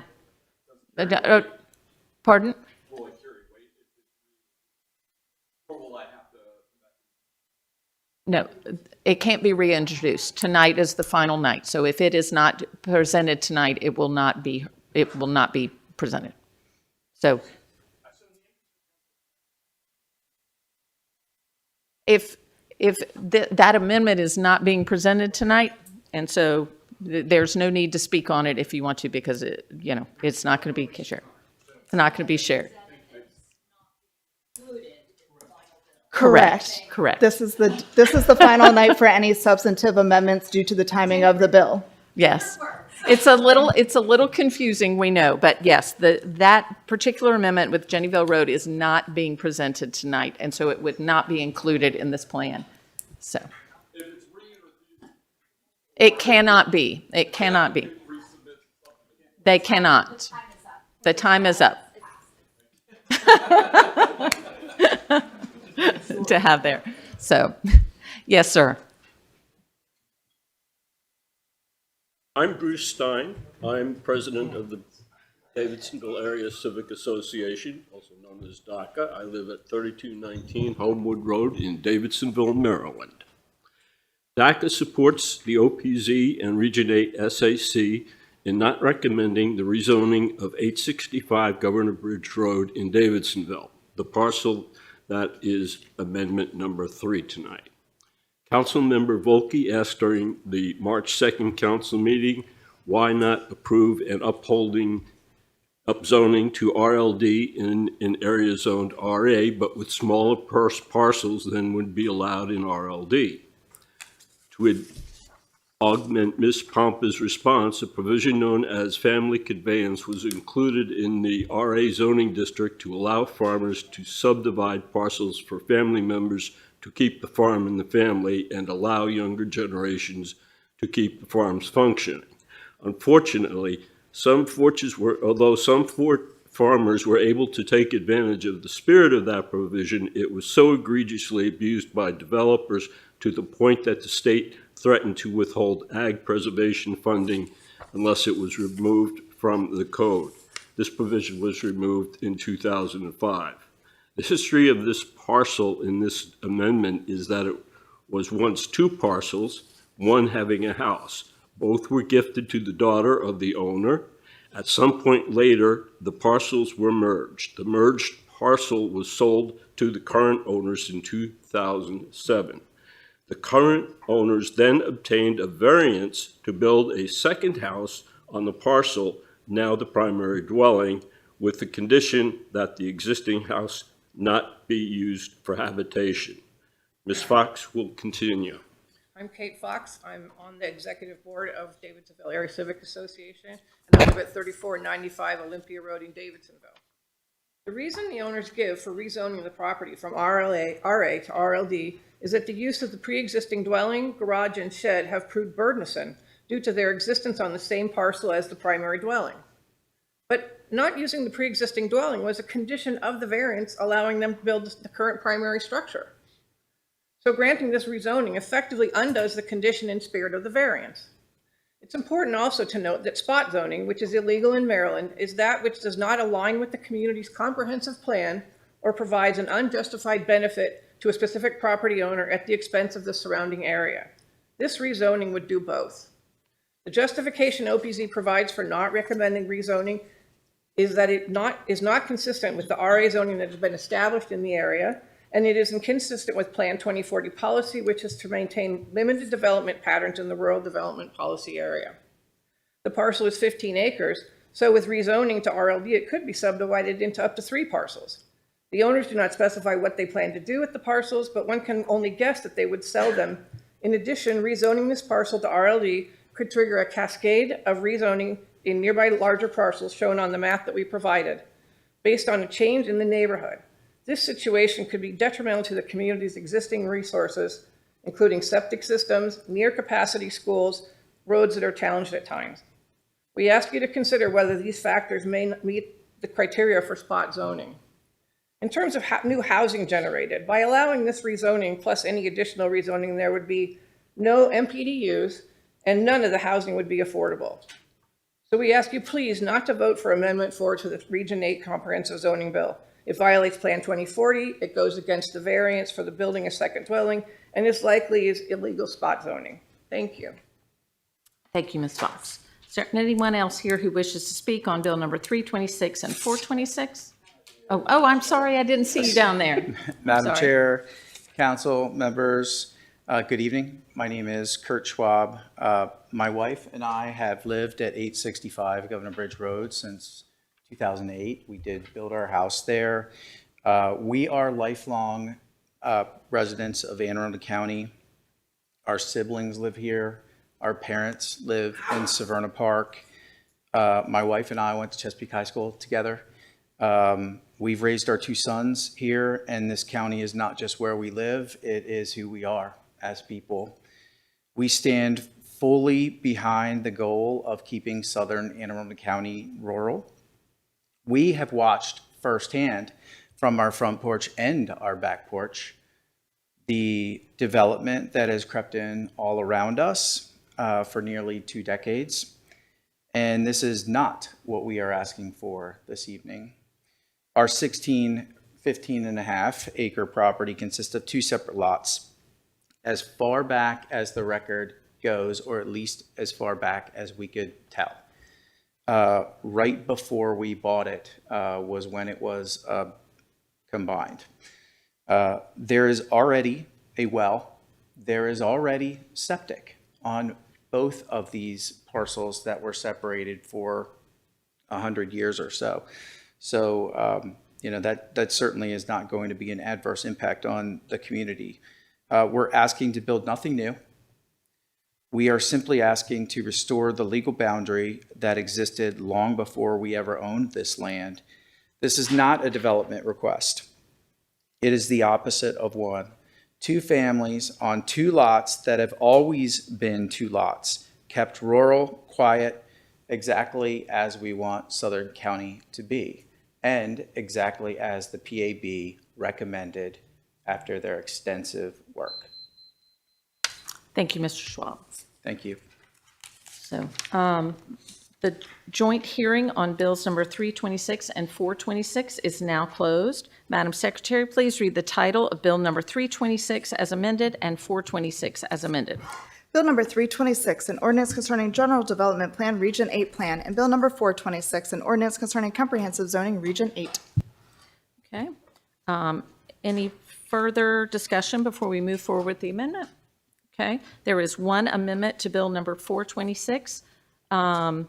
Madam Secretary, for the upcoming amendments requiring signs for at least 10 days before this legislative session, were signs posted on the subject property, and was notice of the proposed change of zoning posted to the County Council website? Yes, Madam Chair. Okay. Madam Secretary, please read amendment number 3 to bill number 426. Amendment number 3 to bill number 426. This amendment changes the zoning of the property known as parcel 68 on tax map 54 located at 865 Governor Bridge Road, Davidsonville, from RA Rural Agricultural to RLD Residential Low Density. This is my amendment, and I am doing this simply to go back to the historic use of this property as 2 separate lots. It's been done to move it from RA to RLD so that the 2 original lots are restored. Move to adopt. Second? Second. Okay. Any discussion? Ms. Ledbetter? Thank you, Madam Chair. I am very sympathetic to the situation that the landowners are in. I will say, despite that sympathy, for the sake of being consistent with the decisions I've made throughout my, throughout Region 8, I feel it's important today for me to be a nay on this, but I do want the landowners to know that this is a really hard one for me, a really, really hard one. Yeah. Administration? Eric Ketterling, Senior Planner. Excuse me, I have a little bit of congestion, so if you need me to repeat something, please let me know. The site is approximately 15 acres and is currently zoned RA. The owner requested RLD early in the process, seeking the ability to subdivide the property into 2 lots, which is what existed prior to a 2003 consolidation plat. Consolidation plat, there we go. OPZ and the SAC recommended maintaining the current RA zoning, consistent with the rural sewer service area and compatible with the RA zoning of the area, while the PAB recommended the RLD. The property and surrounding properties are in the rural and agricultural development policy area and are also in the rural plan land use category. Aside from some open space zoning, this property and the properties within a 1-mile radius are all zoned RA. This property and the surrounding properties are also in the state growth tier 4. This lot was created through a 2003 family conveyance subdivision that combined former parcel 68 and former residual parcel B into lot 68R. The approved plat shows that the existing home on parcel 68R, which is the one closest to Governor Bridge Road, was to remain and that no additional subdivision through family conveyance could occur. The 15-acre parcel was conveyed by deed to the Schwabs in 2007. A variance was granted to the Schwabs in 2008 to permit another home on the lot as long as the original home was not used as a residence. Prior to 1981, the county's residential density in the rural areas was 1 dwelling unit per 2 acres. This land use pattern is evident in the rural areas and in the rural areas is viewed on the county parcel layer, such as the pattern around 865 Governor Bridge Road. As the county's growth management program and to protect the farms and rural areas of the county from additional density and a suburban pattern of growth, agricultural zoning legislation was approved by council in 1981 that reduced residential density in the agricultural areas from 1 dwelling unit per 2 acres to 1 dwelling unit per 20 acres. To mitigate for the reduction in the development rights to the property owners in this area, provisions to the code such as family conveyance allowed additional density until 2005. With the desire to retain the rural character as noted in the South County Small Area Plan vision as to keep South County rural, implementation of the Small Area Plan strategy to eliminate the allowance of family conveyance was completed through a code change in 2005. For the last 20 years, the density for the rural areas of South County has remained at 1 dwelling unit per 20 acres. Throughout the region plan process for the county, OPZ has tried to balance the competing interests, particularly the need for additional housing while preserving the natural features in the rural areas. And upzoning to RLD at this location is inconsistent with the long-established RA zoning in the area adopted in the 1980s and would be inconsistent with Plan 2040 Policy BE 2.1, which is to maintain limited development patterns in the rural development policy area and limit increases in density in the rural sewer service area. Additionally, upzoning to RLD is inconsistent with Plan 2040 Goal NE4, which is to improve and to protect surface water quality by reducing impacts to the septic systems. The addition of lots in the county in the no public sewer service area will increase the number of homes dependent on septic systems and is contrary to the county's existing policies and programs aimed at reducing septic systems in order to improve water quality and environmental health. Upzoning to RLD is also inconsistent with Growth Tier 4. The state's Growth Tier law was specifically enacted to reduce nitrogen pollution from septic systems, protect agricultural land, and direct development toward existing infrastructure. Granting this request of RLD zoning will set an unintentional precedent for future administrative and comprehensive upzonings, eroding the county's long-standing growth management program, further changing the character of the area, impacting its resources, and undermining the rural preservation goals and visions for South County. As we showed you in the work session for these bills, an analysis conducted for the Region 8 planning process confirmed that the existing and recommended zoning for Region 8 is adequate to accommodate forecasted growth in the region through 2040 without the need for additional upzoning. For all of these reasons, OPZ strongly objects to this amendment. Thank you. Thank you. So is there any further discussion? All right, Madam Secretary, oh, I'm sorry. Yes, Ms. Robian. I'm sorry if you mentioned this in your remarks. That was just a lot to absorb all at once. Okay, so I understand that there was a consolidation of 2 lots. Is it not possible to subdivide again, to, separate those 2 lots? Not based on the current zoning, because it is the 1 per 20 acre, and this is only about 15 acre a lot. Okay. I understand the desire to want to be consistent in the application here, but if you look at many of in fact, I would say almost every single one of the neighboring lots, they are much smaller than this lot. So this wouldn't, even though a change to the zoning would be inconsistent, the development pattern that would result would be fully consistent. Is that fair to say? So again, prior to 81, it was 1 unit for 2 acres. So the lot sizes were much smaller and much more. There, you can see different parts of South County have much smaller lot sizes. There are these areas that often have many units in the same footprint as one larger parcel. But given the new zoning code and the current zoning regulations, we are at the 1 per 20 density requirement for the RA zoning. So by saying that, so under current zoning, the density level for RLD is even lower than what the RA was prior to 1981. So, because then it was 1 house per 2 acres, and now RLD is 1 house per 5 acres, correct? Yes, that is Cindy Carrier, Office of Planning and Zoning. Yes, that is correct. And that was part of the county's growth management program, seeing that 1 per 2 acres was leading to sprawl and not allowing preservation of ag areas and farms. Ms. Robbie? Isn't this, I mean, I obviously, you know, you heard my arguments in the last bill, in the last amendment. I'm definitely not a proponent of sprawl, but in a way, this is, it's almost, I mean, the development is practically already there. It's almost more like a redevelopment. I mean, I'm looking at it, I don't know exactly what the plans would be, but there's already, I'm looking at on Google Maps, I'm looking at this correctly, I'm understanding this correctly, right?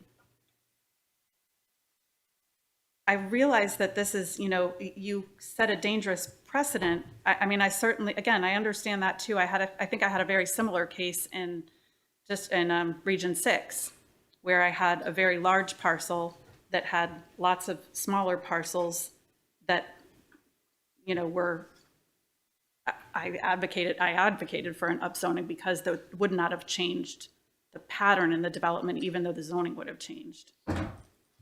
Go ahead. Yeah, and so Cindy Carrier, Office of Planning and Zoning.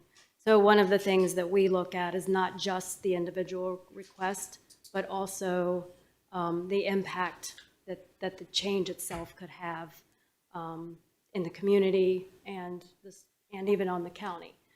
This is an area, I mean, the reason for the change in the 80s to 1 to 20 acres was specifically to stop the smaller lot sizes and the loss of the farms and ag areas in the county.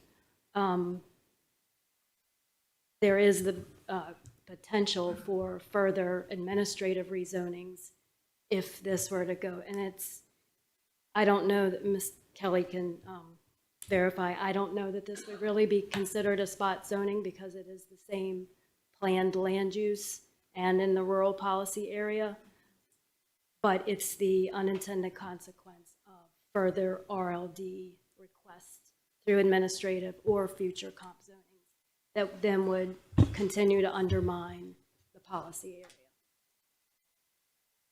Mr. Volke. Ms. Ravian, are you looking at it on the land use viewer? Because if you look at it on the land use viewer, you see this little green dot right here? That's this property. All the light green is everything that's zoned identically to it. So unlike the impassioned arguments about the Renaissance Festival parking lot where there was R1 directly across the street, there is nothing like this anywhere nearby. And I think Ms. Carrier is 100% right that this opens up the opportunity for everybody in the neighborhood to now turn around and say, oh, change of character, now everything it got zoned up here, so why wouldn't I be zoned up? So I don't know where it goes, but it's not consistent at all with what this map looks like. And I mean, I can see that. I mean, even on the small part that we have on the map here, everything else is RA, but they're lots that I don't know how many of these, even if they were upzoned to RLD, would actually even accommodate, you know, would have the acreage to, you know, build at the RLD level, so to speak. Especially because, as far as I can tell, there's already a structure here. Correct. I believe there are 2 structures on the property. One, again, in the 2008 variance that was granted, it was my understanding that a second home could be built as long as the first structure was no longer occupied.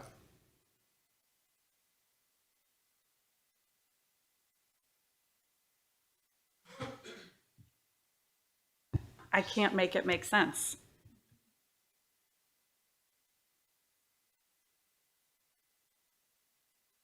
I mean, we're basically saying there's a property here that even looks like a home, but we can't use it as a home? Even, I mean, this can't be considered some sort of, I don't know, I hate the term grandfather, but it, you know, sort of a grandfathered exception based on the, Yeah, so again, in 2008, there was a variance that was, my understanding, the property owner came in around 2008 and requested to develop another house on the site. And that variance was approved with the condition that the first structure, which was a house, was no longer to be occupied from that moment on. So this, in theory, this lot only ever had one dwelling unit occupied at any time. I guess I can see that, but then there's still, so why isn't subdivision allowed here? Why can't this be, I mean, why can't it be given the same, I mean, if all these other lots are so much smaller, how come this one can't get that same treatment as the other lots, even?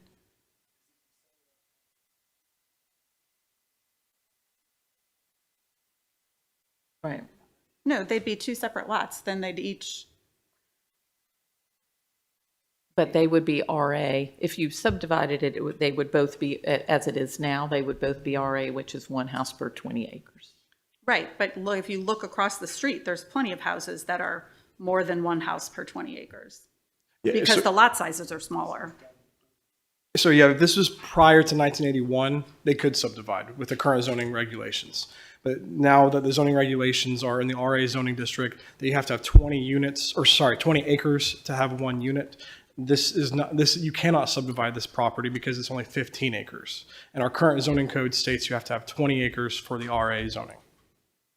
So again, it's a change in the zoning regulations from 1981 and prior is why you see the other lots in the nearby area, which have much smaller footprints compared to this one, which is a larger footprint, but cannot subdivide because of the newer updated zoning code.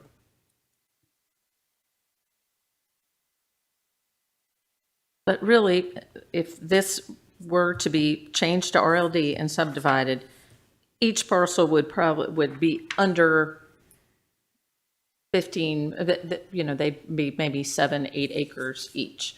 So technically, with RLD, they could put one more house on there. If there's mean, one they could house per 5 possibly- acres, could they even do that? Because it would only be, if it's 7 acres of RLD, you still could only have one house on the property, correct? Yes, it would be 1 for 5, but it would depend on the surveys and all the actual technical Right. information. So at the most, we'd be looking at this property would have one more house, which is actually a house that's already existing that just isn't lived in at this time. I mean, nobody's living in it, but there wouldn't be additional homes that could be built. It would still be one and one. Well, in theory, if there's only one house occupied on the site now, the lot could be subdivided to have 3 homes. So in theory, you would increase it to having 2 additional houses today. Okay. So for instance, the one that's already existing and perhaps one more could be allowed here. And they all could be occupied. Correct. Okay. And on a parcel site that is still much larger than any of the surrounding areas that are on it. Ms. Pickard.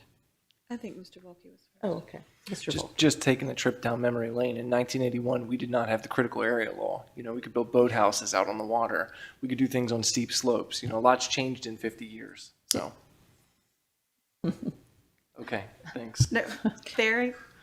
You're correct. You're correct. So- Ms. Pickard. Throughout this process, since we're coming to the end of 9 region plans, we've also done a lot of consistency changes with the way land is currently developed. So you've got properties that are in RA, 1 home per 20 acres, but they're actually on smaller lots than that. But we didn't take those to a consistency change and make them R1 or R2 or even RLD because of some rural conversations in the 80s, is what I'm understanding.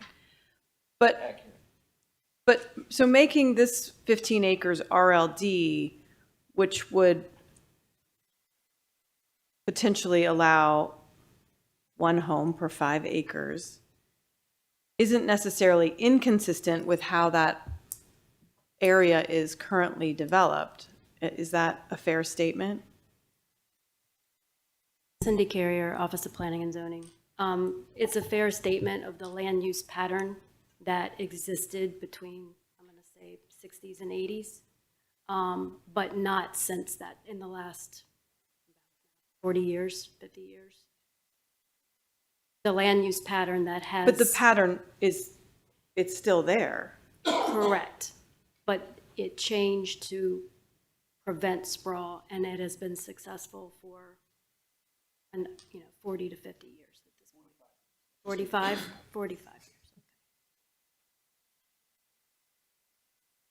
This is some of those tricky things we've been dealing with. Okay, thank you. Thank you. Ms. Robbian? I understand wanting to, have consistent rules and rules that, apply exactly the same way, but not every situation is the same. And the house is literally already there. And so we're basically, granted, one house is not going to, end our housing shortage, but we do have a housing shortage. And we're literally saying a house that is there cannot be lived in.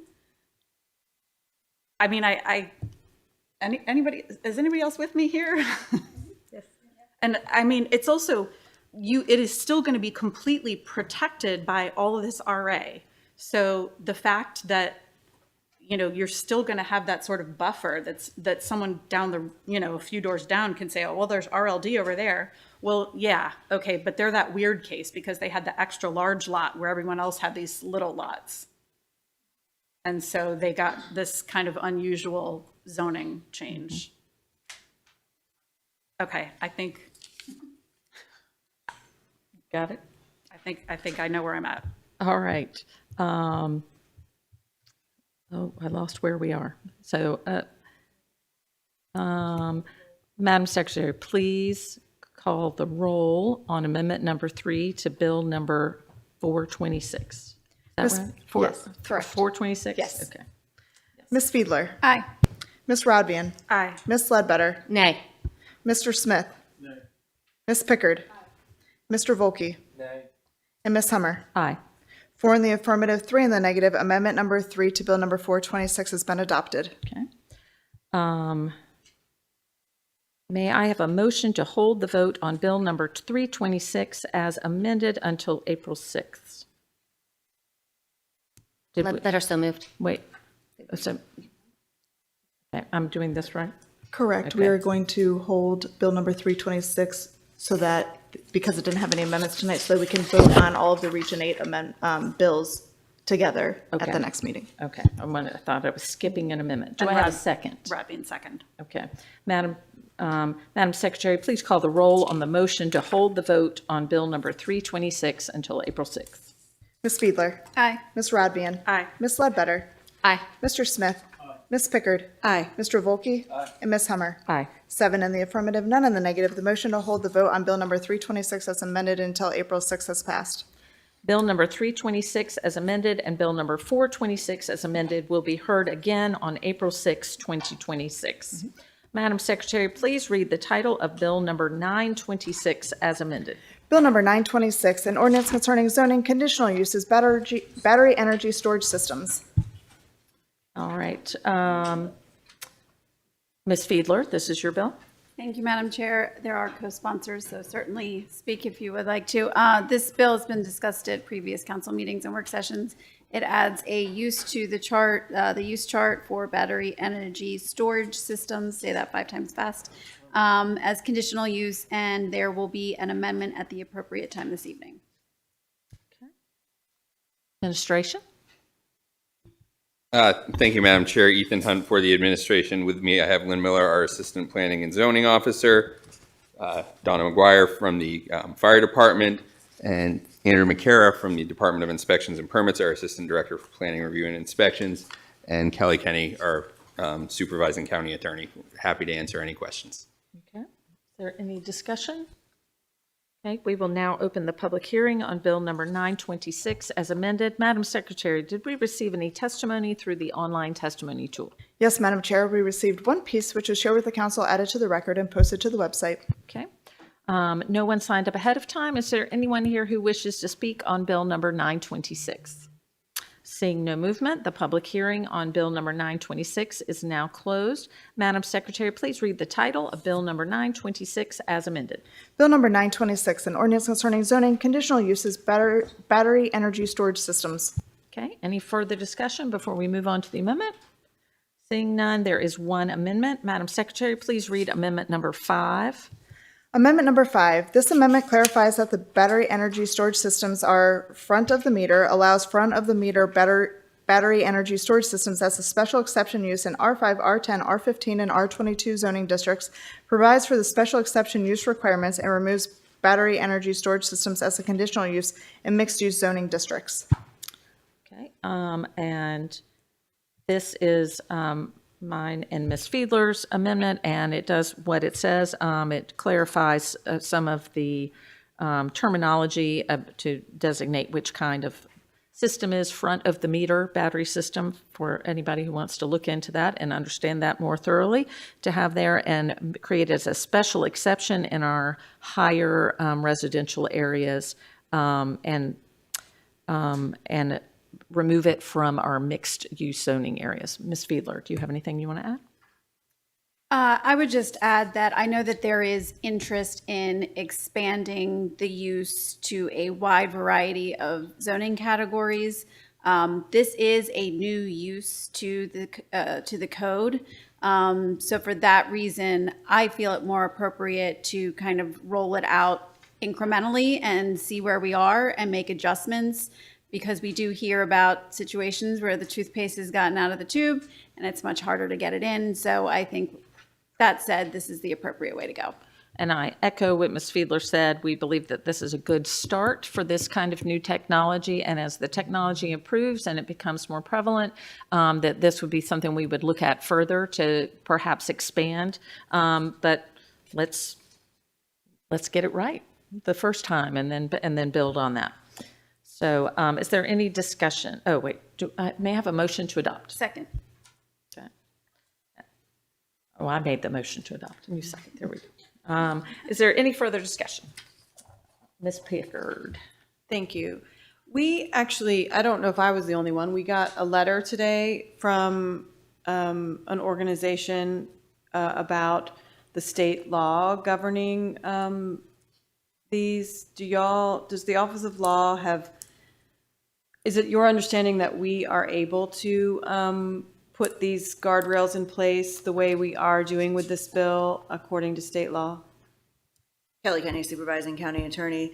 That is a concern that I have, that I looked at today when I got the amendment adding in the front of the meter criteria, because there is a state law that governs front of the meter energy storage devices, which I assume is the same as what we're looking to regulate here.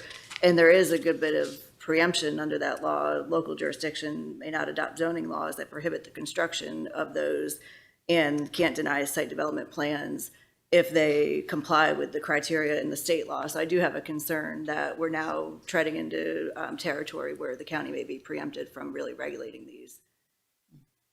Now that we're specifically saying it's a front of the meter and there's a state law provision that governs that. Ms. Fiedler. Thank you, Madam Chair. If that language is not in the bill, is there an issue with not having it in the bill? And second, do we avoid the state issue if it is removed? Kelly County Supervising County Attorney, I think if the language was taken out, but the intent is still to regulate what would be front of the meter energy storage device, which I still don't really understand what that is because it's not really defined in the state law. But in any event, I think that if that's still the intent, to regulate something that's a battery energy storage system that is still on the front of the meter, whether you call it that or not, it's still going to be something that falls within that under state law. And there's probably it would still be some preemption issues there. Okay. And if our bill is not applicable to public utilities, I'm still practically not clear who would be constructing these and who it would apply to, but that's not a legal question per se, but that's just another, I think, concern that we may have is what it actually applies to. Ms. Pickard, I think I jumped for you before you were finished. Did you have something else to add? Oh, no, I just. Okay. Mr. Rodvian. Thank you. Okay, so I'm hoping front of the meter first is at least what it sounds like, meaning I don't know if there's anyone that can answer this. I mean, I'm hoping front of the meter means what I would think it would mean, but if anyone could give an explanation of what front of the meter means. There is a definition in state law that is a little bit different. It's front of the meter project. It doesn't shed any light on it to me. now it's going away. It just basically says it's on the utility side of the meter. As opposed to on the other side, right? Oh, I don't ordinarily. I know we. No, we can't from the audience, but. I'm an electrician, so asking about the meter. Could I ask this gentleman since he? Not yet. What's that? You said heck Not yeah? yet. Not yet. Oh, not yet. I'm Not sorry. yet. When he comes up for public testimony. Oh, okay. I was just trying to clarify. Okay. We closed public testimony. We closed public hearing. Oh, To have that. we're already past that? Yes, we are. So I have it. It's already been a long Miss night. Beach. I believe the front of the meter refers to the distribution versus the generation of power, but I could be incorrect. I believe that was the research that I did. Google was helpful on this for me, right? So I looked it up. Front of the meter battery storage refers to large-scale utility-owned battery systems located on the grid side of the utility meter. These systems provide grid-level services like peak shaving, frequency regulation, and renewable energy integration, serving many customers rather than a single site. And then I went to this one website, and it had a cool little graphic, and I'll show it to you. But it showed me what it was. He's like, insert sharing pictures. Right here. I'm on the pictures. Yeah, see? So this is big utility, front of the meter. Behind the meter, that's like commercial and residential energy Like storage. at your house, only for Correct. you. Yes. Right. So front of the meter Yes. is like large So scale. this would be front of the meter. Did I get it right? I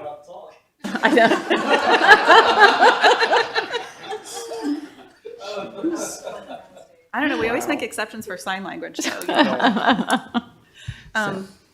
okay.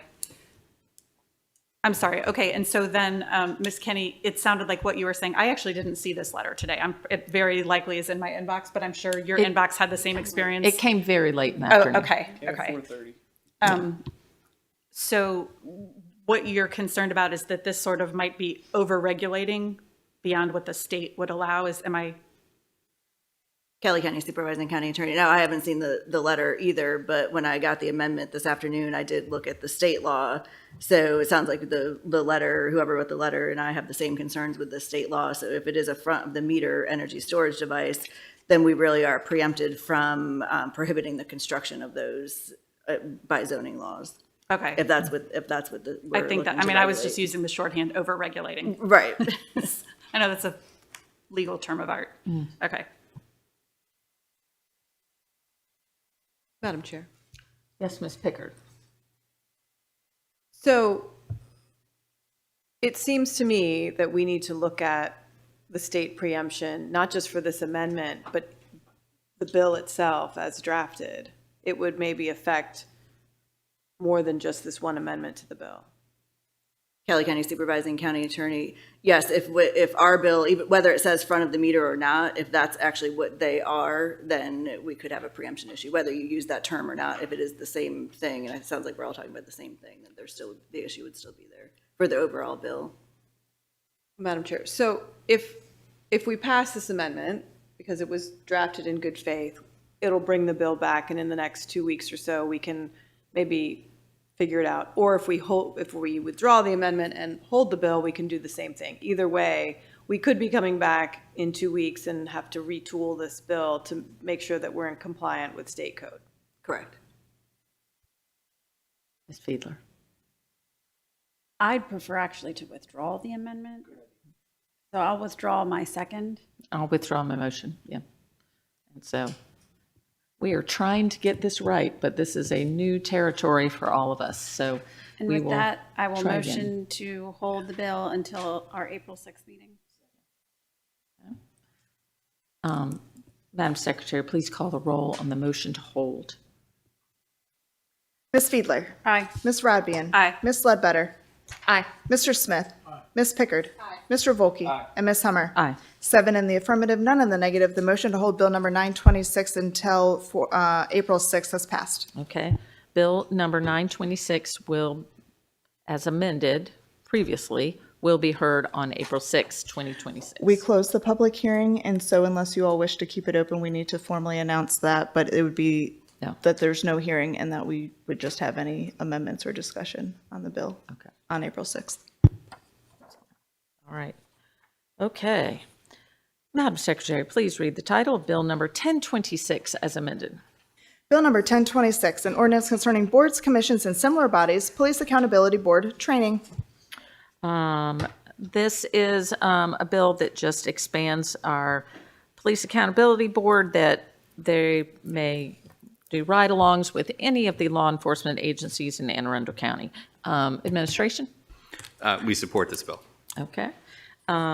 Is there any discussion? We will now call on individuals who signed up ahead of the meeting. When I call your name, please come at the table and have a seat. When it's your turn, state your name and address for the record. Remarks will be limited to 2 minutes. Please listen for the buzzer and respect the 2-minute time limit as others are signed up to speak. If you have more than 2 minutes to share, I'm going to ask you to submit your additional thoughts as early as tomorrow using our online testimony tool. We had one person that signed up ahead of time, Anya Parks. I don't see her. Is there anyone else who is interested in speaking? Mr. Higgins, come on up.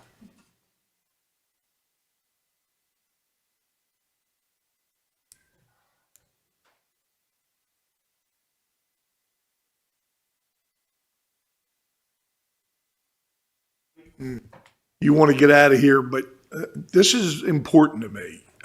And just to give you a little background, in the early 80s, I had a special police commission on the private side. I did security work and loss prevention.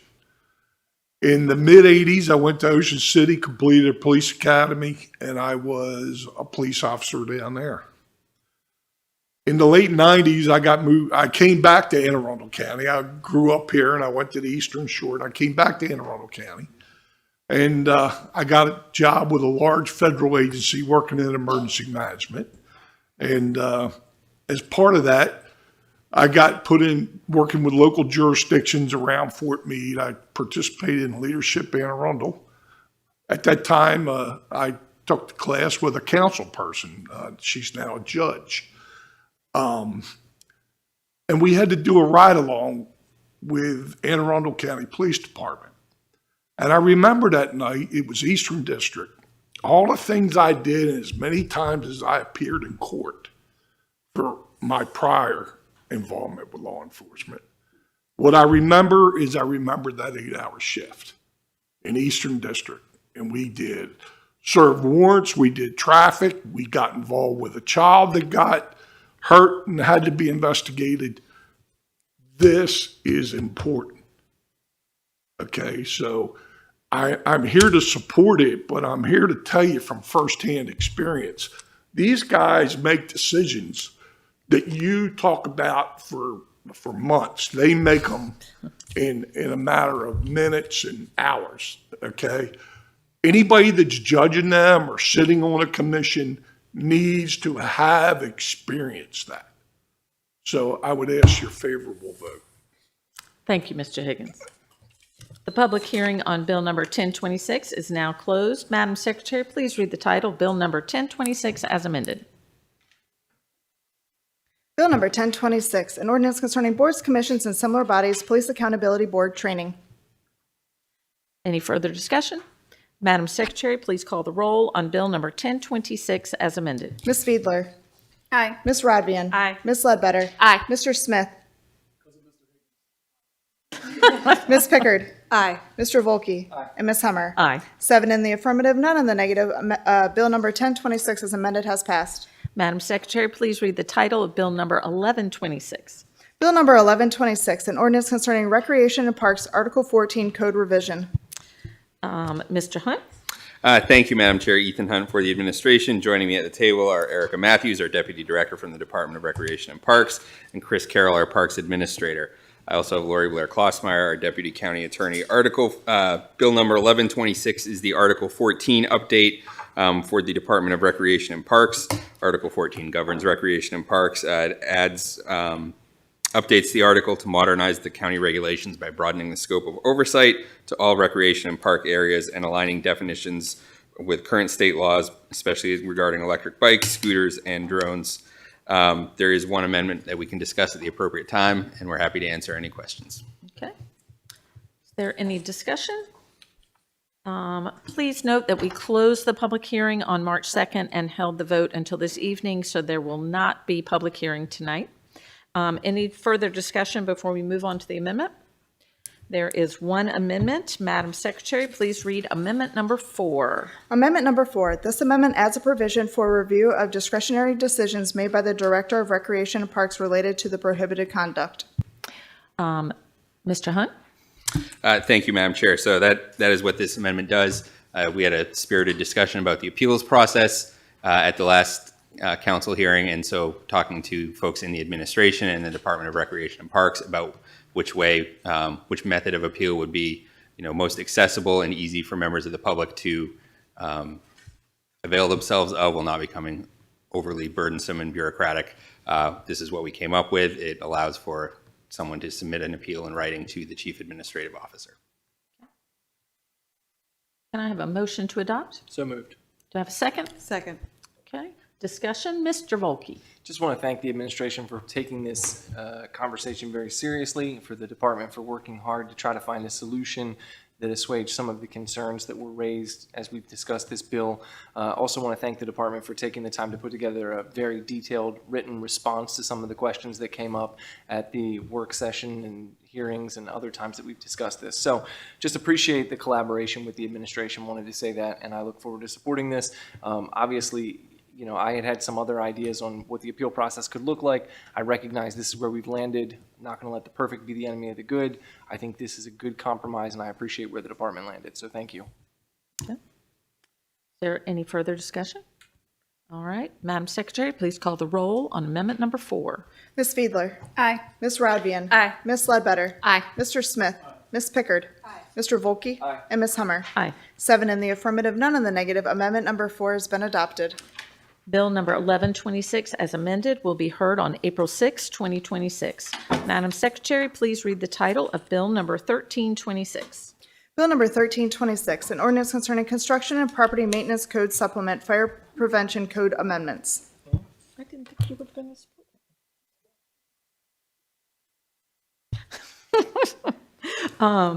Mr. Hunt. Thank you, Madam Chair. Ethan Hunt for the administration. I have Lori Blair Klossmeyer, our Deputy County Attorney, Captain Donna McGuire, our Bureau Commander from the Fire Department, and Andrew McCara, our Assistant Director for Plan Review and Inspections from the Department of Inspections and Permits. Bill 13-26 updates the Anne Arundel County Fire Prevention Code by adopting the 2024 National Fire Prevention Association 1 and National Fire Prevention Association 101, which are produced by the National Fire Protection Association.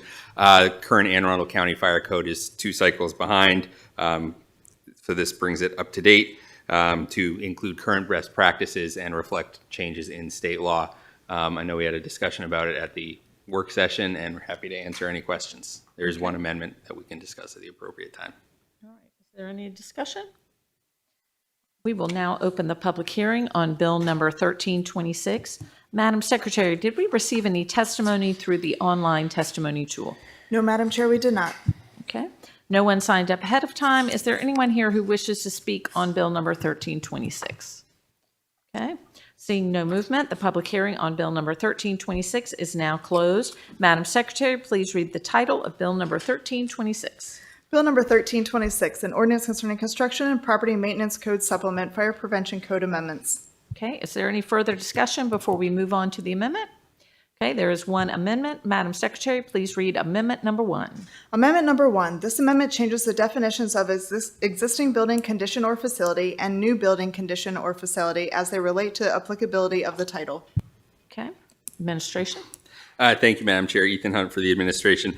So a question came up in our discussion with council staff reviewing the bill about the effective date of the bill that is, or the date that is referenced in the bill. I'm hoping Andrew McCara might be able to explain why we settled on this language, but there is a very good reason for it for the Department of Inspections and Permits.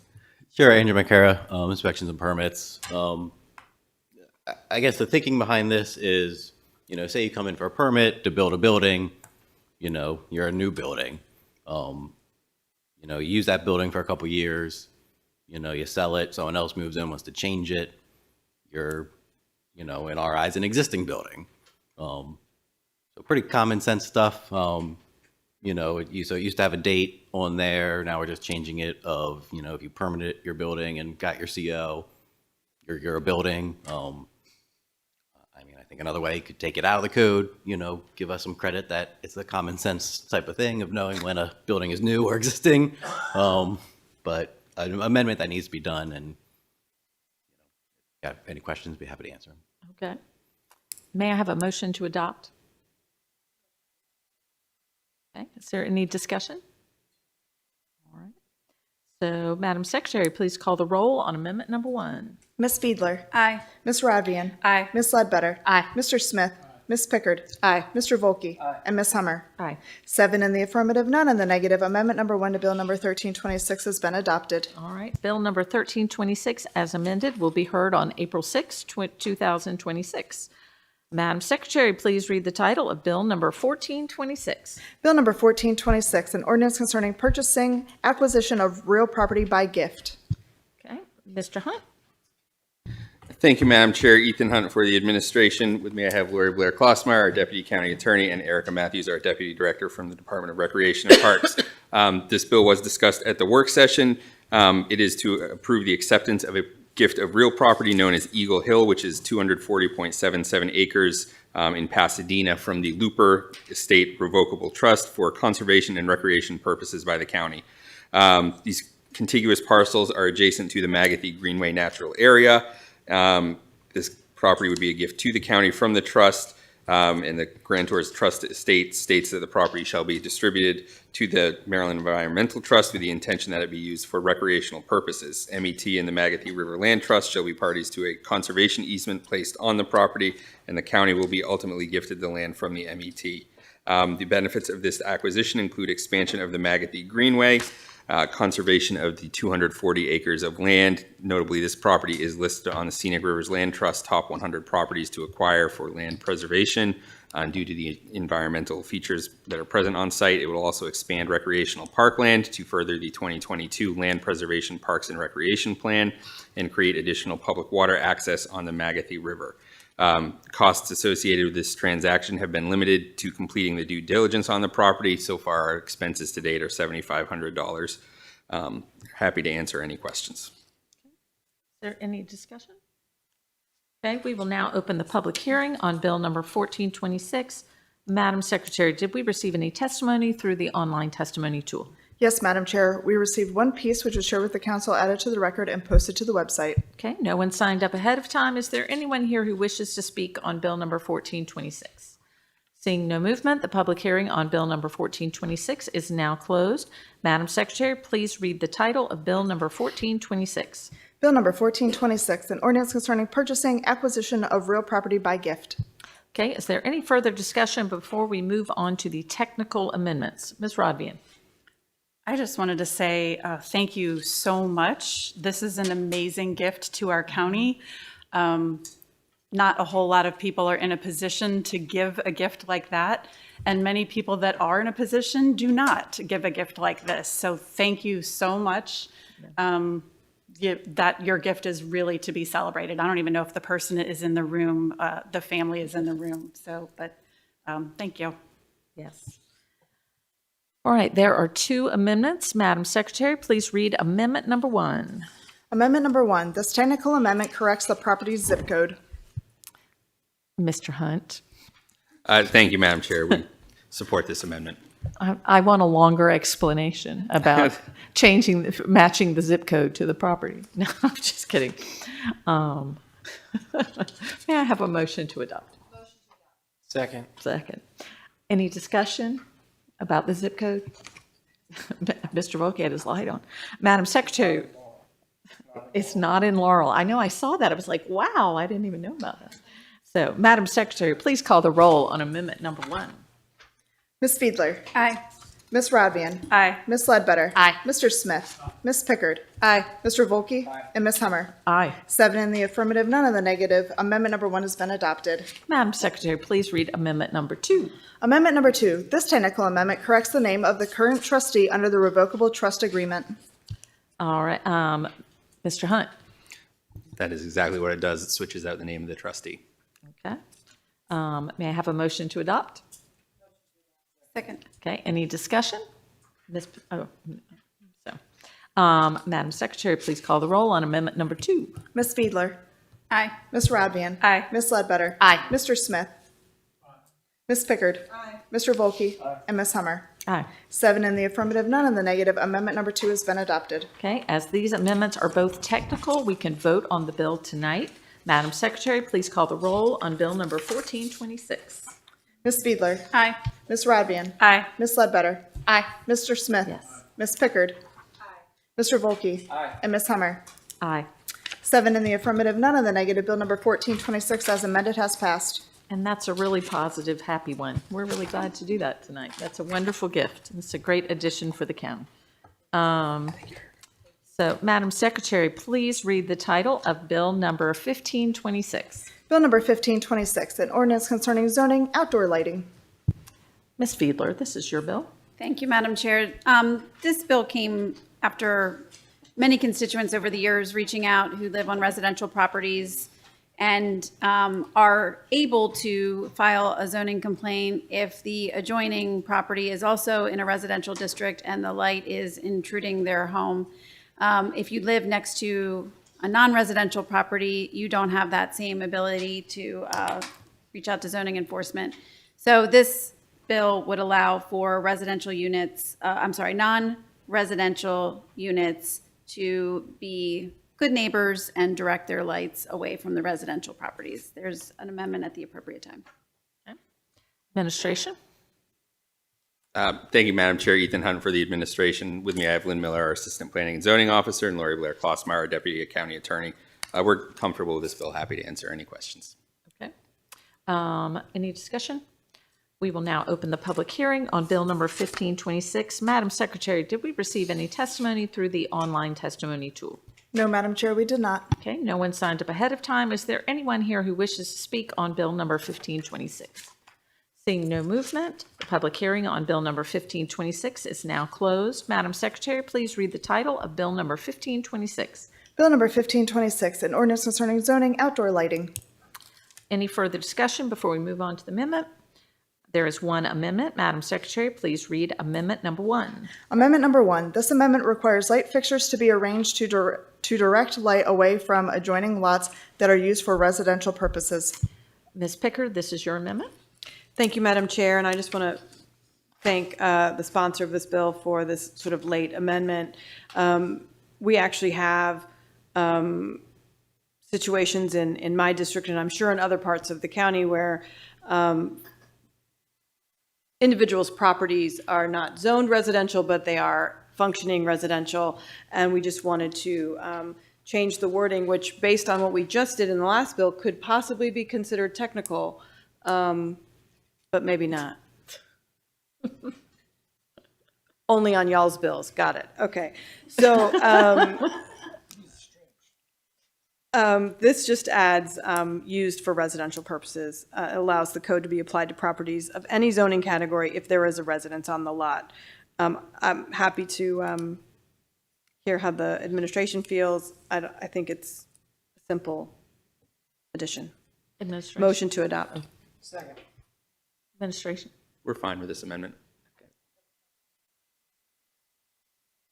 Oh, Lori Blair Klossmeyer, Deputy County Attorney. So I do think it's a bit of a stretch to be technical because you're changing it because you think that the use is only residentially zoned to residentially used. And that, and I get it, you could have a lot that zones something other than residential that's used for residential purposes. So I think it is a substantive amendment.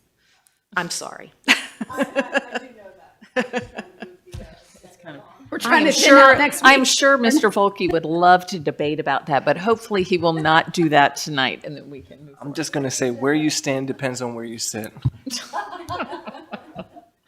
So, all right. Any further discussion? Madam Secretary, please call the roll on amendment number 1. Ms. Fiedler. Aye. Ms. Ravian. Aye. Ms. Ledbetter. Aye. Mr. Smith. Ms. Pickard. Mr. Volkey. And Ms. Hummer. Aye. 7 in the affirmative, none in the negative. Amendment number 1 to Bill number 1526 has been adopted. Madam, the bill number 1526 as amended will be heard on April 6, 2026.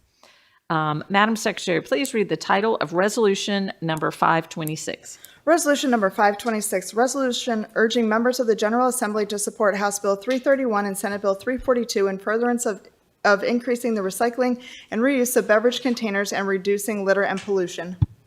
Ms. Robdian, this is your resolution. Thank you. This may sound familiar to my colleagues as I brought a very similar resolution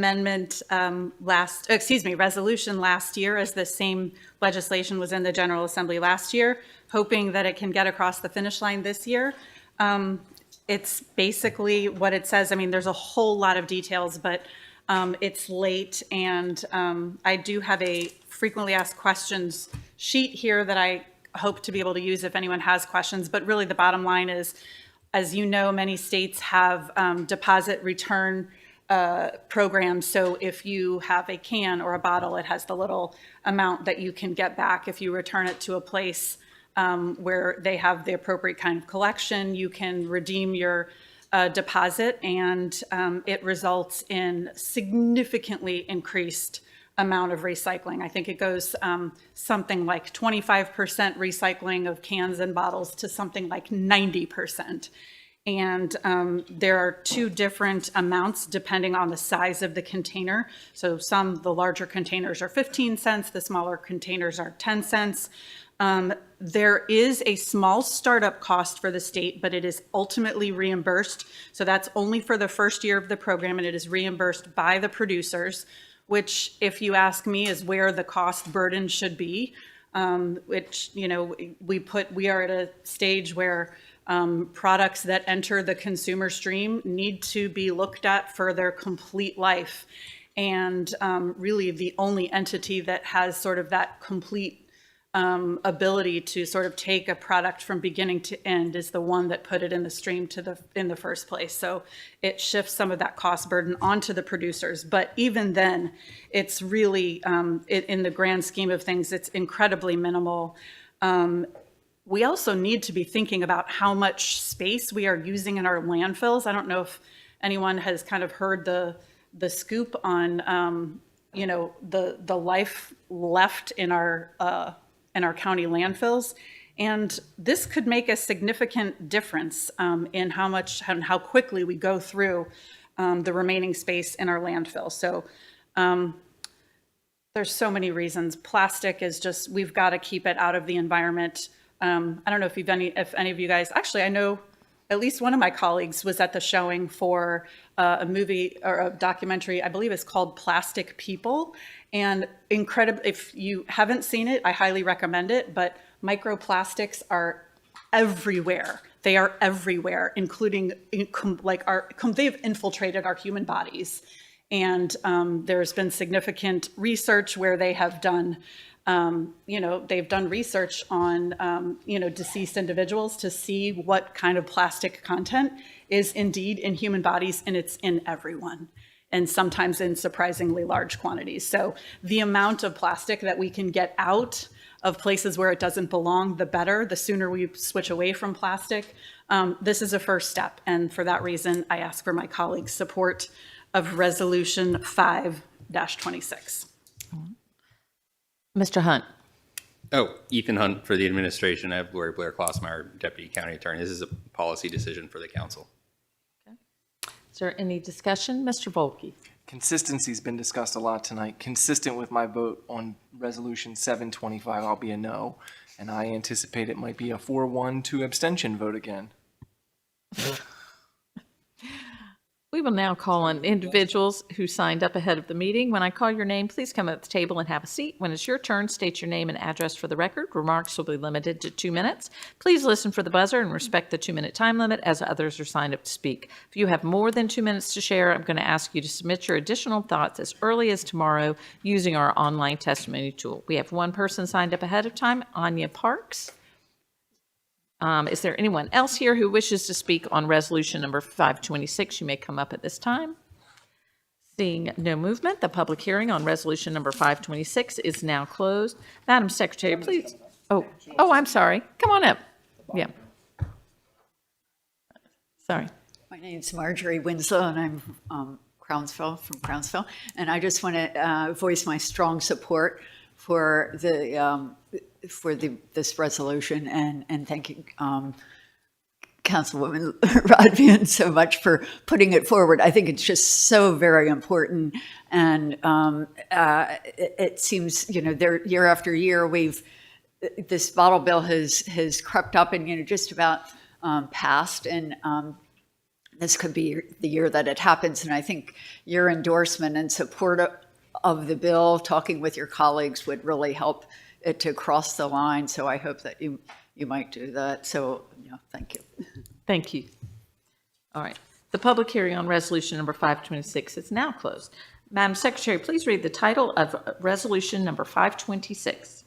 Resolution number 526, resolution urging members of the General Assembly to support House Bill 331 and Senate Bill 342 in furtherance of increasing the recycling and reuse of beverage containers and reducing litter and pollution.